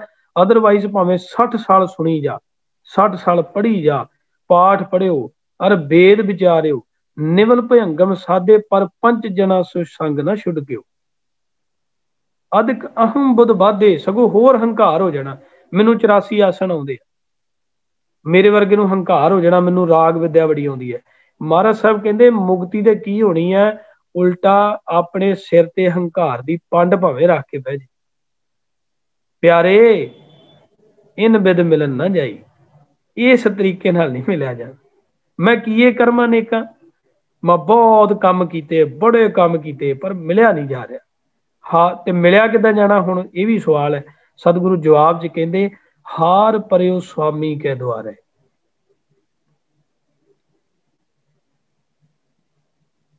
ਜਦੋਂ ਭਾਈ ਜੋਧ ਜੀ ਗੁਰੂ ਅੰਗਦ ਸਾਹਿਬ ਸੱਚੇ ਪਾਤਸ਼ਾਹ ਬਾਬਾ ਲਹਿਣਾ ਜੀ ਦੇ ਰੂਪ ਦੇ ਵਿੱਚ ਅੰਮ੍ਰਿਤ ਵੇਲੇ ਖੂਹ ਤੇ ਇਸ਼ਨਾਨ ਕਰਨ ਗਏ ਨਾ, ਤੇ ਉੱਥੇ ਇੱਕ ਸਿੱਖ ਸੀ। ਉਹ ਸਿੱਖ ਬੜੇ ਉੱਚੀ ਉੱਚੀ ਵਾਰ ਆਸਾ ਦਾ ਪਾਠ ਕਰ ਰਿਹਾ ਸੀ। ਗੁਰੂ ਨਾਨਕ ਸਾਹਿਬ ਜੀ ਦਾ ਸਿੱਖ ਸੀ। ਸਤਿਗੁਰੂ ਨਾਨਕ ਸਾਹਿਬ ਜੀ ਕੋਲੋਂ ਵਾਰ ਆਸਾ ਸੁਣਦਾ ਸੀ। ਆਸਾ ਕੀ ਵਾਰ ਰੋਮ ਰੋਮ ਵਿੱਚ ਵਸੀ ਹੋਈ ਸੀ, ਤੇ ਸਤਿਗੁਰੂ ਨੇ ਦੱਸਿਆ ਸੀ ਕਿ ਗਾ ਕੇ ਪਾਠ ਕਰਨਾ, ਆਨੰਦ ਨਾਲ ਪਾਠ ਕਰਨਾ, ਮਜ਼ੇ ਨਾਲ, ਕੋਈ ਲਾਗੇ ਸੁਣੀ ਜਾਏ, ਕੋਈ ਲਾਗੇ ਬੈਠਾ, ਸਗੋਂ ਜਿਹੜਾ ਸੁਣਦਾ ਉਹਦਾ ਭਲਾ ਹੋਏਗਾ। ਸਾਡੇ ਪੁਰਾਣੇ ਬਜ਼ੁਰਗ ਦੱਸਦੇ, ਮੇਰੀ ਨਾਨੀ ਦੱਸਦੀ ਹੁੰਦੀ ਸੀ ਕਿ ਪੁੱਤ ਜਦੋਂ ਇੱਥੋਂ ਅਸੀਂ ਗੋਇੰਦਵਾਲ ਸਾਹਿਬ, ਬੌਲੀ ਸਾਹਿਬ ਮੱਥਾ ਟੇਕਣ ਜਾਣਾ ਨਾ, ਤੇ ਰਸਤੇ ਦੇ ਵਿੱਚ ਮੈਨੂੰ 20 ਜਾਣੇ ਮਿਲਣੇ। ਨਾਨੀ ਮੇਰੀ ਨੇ ਦੱਸਿਆ, ਮੇਰੇ ਨਾਨੀ ਜੀ ਨੇ ਦੱਸਣਾ, ਮੈਨੂੰ ਪੁੱਤ 20 ਜਾਣਿਆਂ ਨੇ ਮਿਲਣਾ, ਤੇ ਕੋਈ ਨਾ ਕੋਈ ਬਾਣੀ ਉੱਚੀ ਉੱਚੀ ਪਾਠ ਕਰਦੇ ਸੀ। ਇਹ ਰੂਲ ਹੁੰਦਾ ਸੀ, ਬਾਣੀ ਮੂੰਹ 'ਚ ਨਹੀਂ ਸੀ ਪੜ੍ਹਦੇ। ਤੇ ਅਸੀਂ ਕਈ ਵਾਰੀ ਕਹਿੰਦੀ, ਮੈਂ ਉਹਨਾਂ ਨੂੰ ਪੁੱਛਣਾ ਕਿ ਤੁਸੀਂ ਬਾਣੀ ਮੂੰਹ 'ਚ ਪੜ੍ਹ ਲਿਆ ਕਰੋ। ਹਾਂ, ਉਹ ਕਹਿੰਦੇ ਵੀ ਹੋ ਸਕਦਾ ਕੋਈ ਬੈਠਾ ਹੋਵੇ ਉਹਦੇ ਕੰਨੀ ਪੈ ਜੇ, ਮੈਂ ਤਾਂ ਲੰਘ ਹੀ ਜਾਣਾ ਬਾਣੀ ਪੜ੍ਹ ਕੇ, ਹੋ ਸਕਦਾ ਉਹਦਾ ਹੀ ਕਿਤੇ ਦਿਲ ਆਨੰਦਿਤ ਹੋ ਜਾਏ, ਉਹਦਾ ਹੀ ਕਿਤੇ ਰੂਹ ਕਰ ਪਏ ਵੀ ਮੈਂ ਵੀ ਗੁਰਦੁਆਰੇ ਜਾਇਆ ਕਰਾਂ, ਮੈਂ ਵੀ ਇਹਦੇ ਵਾਂਗੂ ਬਾਣੀ ਪੜ੍ਹਿਆ ਕਰਾਂ, ਹੋ ਸਕਦਾ ਉਹਨੂੰ ਜਾਗ ਲੱਗ ਜੇ। ਤੇ ਪੁਰਾਣੇ ਬਜ਼ੁਰਗਾਂ ਦਾ ਰੂਲ ਹੁੰਦਾ ਸੀ ਕਿ ਬਾਣੀ ਬੋਲ ਕੇ ਤੇ ਉੱਚੀ ਪੜ੍ਹਨੀ। ਹੁਣ ਅਸੀਂ ਸੰਗਣ ਲੱਗ ਗਏ ਹਾਂ, ਹੁਣ ਸਾਨੂੰ ਸੰਗ ਆ ਜਾਂਦੀ ਹੈ ਅਸਲ। ਤੇ ਸੰਗ ਕਿੱਦਾਂ ਆਉਂਦੀ ਹੈ? ਕਿਉਂਕਿ ਅਸੀਂ ਸਿੱਖਿਆ ਨਹੀਂ। ਹੁਣ ਜੇ ਮੈਂ ਸਿੱਖਿਆ ਆ, ਮੈਨੂੰ ਕੋਈ ਸੰਗ ਨਹੀਂ, ਮੈਨੂੰ ਤਾਂ ਸਗੋਂ ਉਲਟਾ ਮਜ਼ਾ ਆ ਰਿਹਾ ਕਿ ਜਦੋਂ ਮੈਂ ਇਦਾਂ ਪੜ੍ਹੂੰਗਾ ਤੇ ਕੋਈ ਮੈਨੂੰ ਸੁਣੂਗਾ ਤੇ ਘੱਟੋ ਘੱਟ ਇਹ ਤੇ ਕਹੇਗਾ ਨਾ ਕਿ ਬੜਾ ਮਜ਼ਾ ਆ ਰਿਹਾ ਯਾਰ, ਤੂੰ ਪਾਠ ਕਰੀ ਜਾ। ਮੈਂ ਜਿਸ ਦਿਨ ਦੀ ਮੇਰਾ ਆਨੰਦ ਕਾਰਜ ਹੋਇਆ, ਤੇ ਮੈਂ ਨਾਲ ਆਪਣੀ ਕਰਮਜੀਤ ਕੌਰ ਨੂੰ ਨਾਲ ਬਿਠਾ ਕੇ ਤੇ ਮੈਂ ਐਕਸੈਂਟ ਦੇ ਵਿੱਚ ਅੱਧੀ ਅੱਧੀ ਪੰਕਤੀ ਪੜ੍ਹਦਾ। ਹੁਣ ਅਸੀਂ ਸਹਿਜ ਪਾਠ ਕਰਦੇ ਹਾਂ ਤੇ ਅੱਧੀ ਪੰਕਤੀ ਪੜ੍ਹਦਾ ਮੈਂ ਉਹਨੂੰ ਨਾਲ ਪੜ੍ਹਾਉਣਾ। ਅੱਜ ਸ਼ਬਦ ਆਇਆ ਸੀ ਭਗਤ ਤਰਲੋਚਨ ਜੀ ਦਾ, ਰਾਗ ਸ੍ਰੀ ਰਾਗ ਦੇ ਵਿੱਚ, ਬਹੁਤ ਪਿਆਰਾ ਸ਼ਬਦ ਹੈਗਾ। ਉਹ ਹੈਗਾ, ਦੂੜਾ ਆਇਓ ਰੇ ਜਮੈ ਤਣਾ, ਤਿਨ ਆਗ ਲੜੈ ਮੈਂ ਰਹਿਣ ਨ ਜਾਏ, ਕੋਈ ਕੋਈ ਸਾਜਨ ਆਏ ਕਹੇ, ਮਿਲ ਮੇਰੇ ਬੀਠਲਾ ਲੈ ਬਾਹੜੀ ਵਲਾਏ, ਮਿਲ ਮੇਰੇ ਰਾਮ ਮਈਆ ਮੈਂ ਲੈ ਛਡਾਏ। ਐਡੀ ਪੰਕਤੀ ਹੈ ਰਹਾਉ ਦੀ।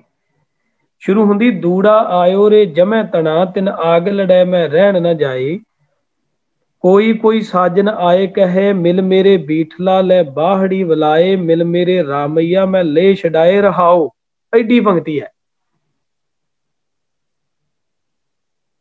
ਸੋ ਮੈਂ ਉਹਨੂੰ ਕਿਹਾ, ਮੈਂ ਕਿਹਾ ਮੇਰੇ ਪਿੱਛੇ ਪਿੱਛੇ ਪੜ,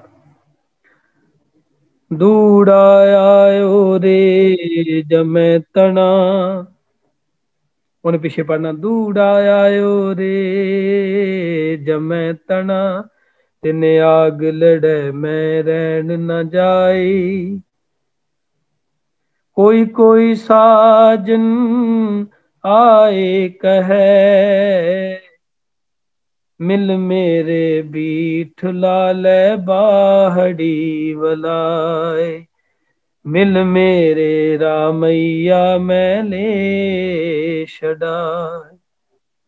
ਉਹ ਪਾਓ, ਅਸੀਂ ਸਹਿਜ ਪਾਠ ਕਰਦੇ ਸਿਰਫ 5 ਅੰਗ, ਸਿਰਫ ਸਵੇਰੇ ਅਸੀਂ ਬੈਠਣਾ, ਅਸੀਂ 5 ਕਰਨਾ, ਤੇ ਰੂਹ ਇੰਨੀ ਸਰਸ਼ਾਰ ਹੋ ਜਾਂਦੀ ਹੈ, ਆਨੰਦ ਆ ਜਾਂਦਾ। ਸਿਰਫ 5 ਹੀ ਕਰਦੇ ਹਾਂ। ਹੁਣ ਕੋਈ 50 ਅੰਗ ਪਾਠ ਕਰਦਾ ਸਹਿਜ ਪਾਠ, ਕੋਈ 40 ਅੰਗ ਕਰਦਾ, ਕੋਈ 100 ਕਰਦਾ, ਕਿਸੇ ਨੂੰ ਹੁੰਦਾ ਕਿ ਮੈਂ 7 ਦਿਨ 'ਚ ਭੋਗ ਪਾ ਦਿਆਂ। ਪਰ ਮੈਂ ਉਹਨੂੰ ਕਿਹਾ ਸੀ, ਜਿਸ ਦਿਨ ਸਾਡਾ ਆਨੰਦ ਕਾਰਜ ਹੋਇਆ, ਇਹ ਸਹਿਜ ਪਾਠ ਉਸੇ ਦਿਨ ਹੀ ਮੁੱਕਿਆ ਕਰੇਗਾ, ਹਰ ਵਾਰ ਹੀ। ਤੇ ਜਿੰਨੇ ਸਤਿਗੁਰੂ ਨੇ ਸਾਹ ਦਿੱਤੇ, ਤੇ ਕਰਮਾਂ ਵਾਲੀਏ ਤੁਰੀ ਆ। ਹੁਣ ਜੇ ਅਸੀਂ 40 ਸਾਲ ਜੀਏ ਦੋਵੇਂ ਜਾਣ, ਤੇ 40 ਸਹਿਜ ਪਾਠ ਹੋਣੇ ਆ, ਤੇ ਆਨੰਦ ਆ ਜਾਣਾ। ਕੀ ਕਰਨਾ ਭੱਜ ਕੇ, ਕੀ ਕਰਨਾ ਐਵੇਂ ਛਾਲਾ ਮਾਰ ਕੇ, ਛੇਤੀ ਛੇਤੀ ਪਾਠ ਮੁਕਾ ਕੇ ਆਰਾਮ ਨਾਲ ਤੁਰੇ ਆਓ। ਤੁਹਾਡੀ ਜ਼ਿੰਦਗੀ ਬਤੀਤ ਹੋਈ ਜਾਣੀ ਹੈ, ਤੁਹਾਨੂੰ ਪਤਾ ਵੀ ਨਹੀਂ ਲੱਗਣਾ ਤੁਸੀਂ ਕਿੰਨੇ ਸਹਿਜ ਪਾਠ ਕਰ ਗਏ ਆਪਣੀ ਜ਼ਿੰਦਗੀ 'ਚ। ਕਿੱਥੇ ਅਸੀਂ ਇਸੇ ਕਰਕੇ ਨਹੀਂ ਆਪਣੇ ਹਿੰਮਤ ਕਰ ਪਾ ਰਹੇ ਕਿ ਸਹਿਜ ਪਾਠ ਨੂੰ ਟਾਈਮ ਬੜਾ ਲੱਗਦਾ, ਤੇ ਲੱਗਣ ਦਿਓ। 4 ਪੰਨੇ ਸ੍ਰੀ ਗੁਰੂ ਗ੍ਰੰਥ ਸਾਹਿਬ ਜੀ ਦੇ 4 ਅੰਗ ਜੇ ਤੁਸੀਂ ਰੋਜ਼ ਕਰਦੇ ਹੋ ਤੇ ਪੂਰੇ 1 ਸਾਲ ਬਾਅਦ ਆਪਣੇ ਆਪ ਹੀ ਭੋਗ ਪੈ ਜਾਣਾ, ਆਪਣੇ ਆਪ ਹੀ ਸਮਾਪਤੀ ਹੋ ਜਾਣੀ, ਤੁਹਾਨੂੰ ਕੁਝ ਨਹੀਂ ਕਰਨ ਦੀ ਲੋੜ। ਤੇ 4 ਪੰਨਿਆਂ ਦੇ ਉੱਤੇ ਟਾਈਮ ਕਿੰਨਾ ਲੱਗਦਾ? 4 ਤੀਏ ਕਿੰਨੇ ਹੁੰਦੇ ਜੀ?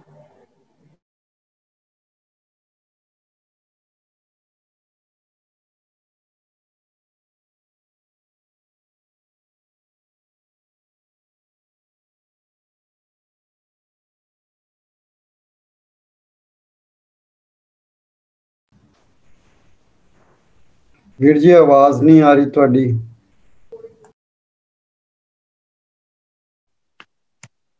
आवाज रुक गई, फ्रीज हो गया।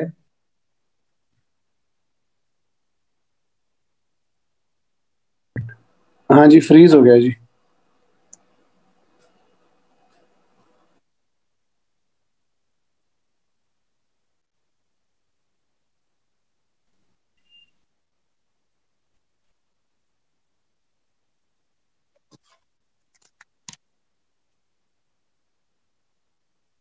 मेरे ख्याल डिस्कनेक्ट हो गए ने गुरविंदर जी, तुसी आ गए नहीं मेरे ख्याल। ठीक है जी, रिकनेक्ट हो गया जी। हाँ जी, मैं मेरा ना जी इदा मैनू लगता एप्लीकेशन का यह हैगा भी जो 45 मिनट हो जाने या 1 घंटा हो जाना तो एक बारी कट के वापस आउंदी। सो असी विचारा बहुत हो गई। मेरा सिर्फ यही आप जी नूं बेनती है कि असी वार वार गुरबाणी चो खोज करके तुहानूं दसदे इस करके हाँ कि तुहाडी नेड़ता श्री गुरु ग्रंथ साहिब जी नाल वध जाए। ये जरूरी नहीं है कि असी सब कुछ ही हुण पता नहीं। हुण तुसीं सोचदे होवोगे भी ये कल दा जम्मिया जवाक है, ये सारा कुछ किद्दां चक्की फिरदा। तो मेरी नानी मैनू हसदी हुंदी आ, मैनू मैं हुण भी कई वारी जावां ना ते मैनू हसूगी कि पुत्त किते ये ना भुलेखा पाल नहीं कि तू बड़ी मेहनत की, तेनों सब कुछ मिल गया, तू बड़ा मतलब मचा होया खिडारी है। मेरी नानी हमेशा ही कहती पुत्त ये बख्शिश हुंदी आ ते इस बख्शिश नूं हमेशा गुरु ग्रंथ साहिब अगे झोली करके as a beggar, as a मंगता ही प्रवान करी, ये दाता ना बन जी, क्योंकि वो मुड़ के हाथ घुटन लग्या मिंट ही लाउंदा।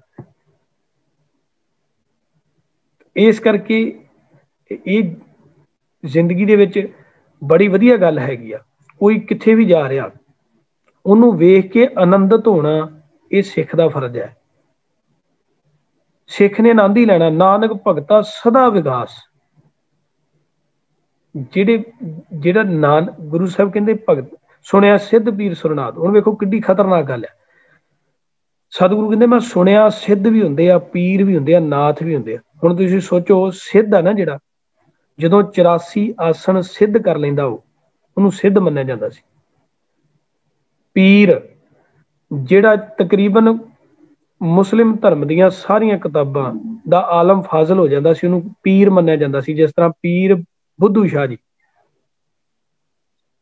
हजरत पीर साईं मियां मीर जी, उन्होंने पीर मन्निया जाता सी जिहड़ा अपनी धर्म की उपाधि के उपर टॉप ते चला जाए। सुनिया सिद्ध पीर सुर, सुर कहते ने देवते नूं, जिहड़ा देवतियां वर्गा होवे, जिहदे लागे बह के मजा आ जाए, आनंद आउंदा होवे। सुनिया सिद्ध पीर सुर नाथ, नाथ जोगियां दा सब तो टॉप का फिरका है। उन्हां दे विच नाथ हुंदा, नाथ जोगियां दा सब तो टॉप। जिस तरह गोरखनाथ, भखंदर नाथ, जिन्हां नाल सतगुरु ने चर्चा की है, ये नाथ सन, उन्हां दे गुरु सन। सतगुरु कहंदे सुनिया सिद्ध पीर सुर नाथ, सुनिया धरत धवल आकाश। तुसीं सोचो धरती की खोज कर सकते हैं, तुसीं खोज हो जाएगी धरती की, किन्ना कुछ आ धरती अपने अंदर समाई बैठी। धवल तुसीं कर सकते खोज, आकाश की खोज हो सकती। सुनिया धरत धवल आकाश, सुनिया दीप लो पाताल, सुनिया भो ना सकै काल। मैं कईयां दी जिंदगी वेखी है, वो मौत तो ही नहीं डरते, वो मरण तो डरते ही नहीं। सुनिया भो ना सकै काल, पर सतगुरु कहंदे नानक भगतां सदा विगास। वो इन्हां चक्करां च नहीं पैंदे, वो आनंद लैंदे आ। वो जे किते झील कंढे बह गए ਤੇ ਉਹਨਾਂ ਕਹਿਣਾ ਪਾਣੀ ਬੜਾ ਸੋਹਣਾ ਵਗਦਾ। ਉਹ ਇਹ ਨਹੀਂ ਸੋਚਦੇ ਪਾਣੀ ਕਿੱਥੋਂ ਆਇਆ, ਕਿੱਧਰ ਨੂੰ ਜਾਏਗਾ, ਕਿੰਨਾ ਪਾਣੀ ਕਿੰਨੇ ਰੋਕ ਲਿਆ, ਕਿੱਥੇ ਜਾਣਾ। ਉਹ ਇਹਨਾਂ ਚੱਕਰਾਂ 'ਚ ਨਹੀਂ ਪੈਂਦੇ। ਉਹ ਕਹਿੰਦਾ ਮਾਰ ਚੌਂਕੜਾ, ਪਾਣੀ ਬੜਾ ਸੋਹਣਾ ਵਗਦਾ, ਚੱਲ ਝੱਟ ਕੀਰਤਨ ਕਰ ਲਈਏ। ਉਹ ਥੋੜਾ ਕਹਿੰਦੇ ਹਿਮਾਚਲ 'ਚੋਂ ਪਾਣੀ ਪੰਜਾਬ 'ਚ ਜਾਏਗਾ, ਪੰਜਾਬ 'ਚ। ਇਹ ਉਹਨਾਂ ਦਾ ਵਿਸ਼ਾ ਆ ਜਿਹੜੇ ਇਸ ਸਬਜੈਕਟ ਦੇ ਮਾਹਰ ਨੇ। ਹੁਣ ਮੰਨ ਲਓ ਕਿਸਾਨੀ ਧਰਨਾ ਚੱਲ ਰਿਹਾ ਦਿੱਲੀ, ਤੇ ਮੇਰੇ ਵਰਗਾ ਬੰਦਾ ਜਾ ਕੇ ਕਹੇ ਕੀ ਗੱਲ ਮੈਨੂੰ ਕਿਉਂ ਨਹੀਂ ਤੁਸੀਂ ਸਰਕਾਰ ਨਾਲ ਮੀਟਿੰਗ ਕਰਾਉਂਦੇ ਵੀ? ਹਾਂਜੀ, ਵੀ ਕੀ ਗੱਲ ਮੈਨੂੰ ਥੋੜਾ ਗਿਆ ਨਾ, ਮੈਨੂੰ ਬਿਠਾਓ ਸਰਕਾਰ ਨਾਲ, ਆਪਾਂ 1 ਮਿੰਟ 'ਚ ਛੱਕੇ ਛੁਡਾ ਦਿਆਂਗੇ। ਨਹੀਂ ਨਹੀਂ, ਏਦਾਂ ਨਹੀਂ ਹੁੰਦਾ। ਜਿਹੜਾ ਜਿਸ ਚੀਜ਼ ਦੀ ਮੁਹਾਰਤ ਹਾਸਲ ਕਰਦਾ ਉਹਨੂੰ ਉਸੇ ਚੀਜ਼ ਦੇ ਰੱਖ ਕੇ ਮੁਬਾਰਕ ਜਗ੍ਹਾ ਬਖਸ਼ਣੀ, ਇਹ ਸਿੱਖ ਦਾ ਫਰਜ਼ ਆ। ਸਿੱਖ ਨੇ ਆਨੰਦ ਲੈਣਾ, ਸਿੱਖ ਨੇ ਧੱਕੋ ਜੋਰੀ ਵਿੱਚ ਨਹੀਂ ਵੜਨਾ ਉਹਦਾ। ਸੋ ਗੁਰੂ ਗੋਬਿੰਦ ਸਿੰਘ ਸਾਹਿਬ ਸੱਚੇ ਪਾਤਸ਼ਾਹ ਨੇ ਜਿਹੜੇ ਸੋਨੇ ਦੇ ਕੰਗਣ ਗੋਦਾਵਰੀ 'ਚ ਚੱਕ ਕੇ ਮਰੇ ਸੀ ਨਾ, ਉਹ ਸਾਖੀ ਦੇ ਵਿੱਚ ਕਿੰਨਾ ਆਨੰਦ ਆ। ਤੁਸੀਂ ਸੋਚੋ ਕਿੰਨਾ ਆਨੰਦ ਆ ਉਹ ਸਾਖੀ ਦੇ ਵਿੱਚ। ਸਤਿਗੁਰੂ ਨੇ ਕੀ ਕਿਹਾ ਭਲਾ? ਉਹ ਗੁਰੂ ਸਾਹਿਬ ਕਹਿੰਦੇ ਮੈਂ ਸੋਹਣਾ ਲੱਗਣ ਦੇ ਚੱਕਰ ਦੇ ਵਿੱਚ ਆਪਣੇ ਸਾਥੀਆਂ ਨਾਲ ਹੀ ਨਹੀਂ ਰਲ ਪਾ ਰਿਹਾ।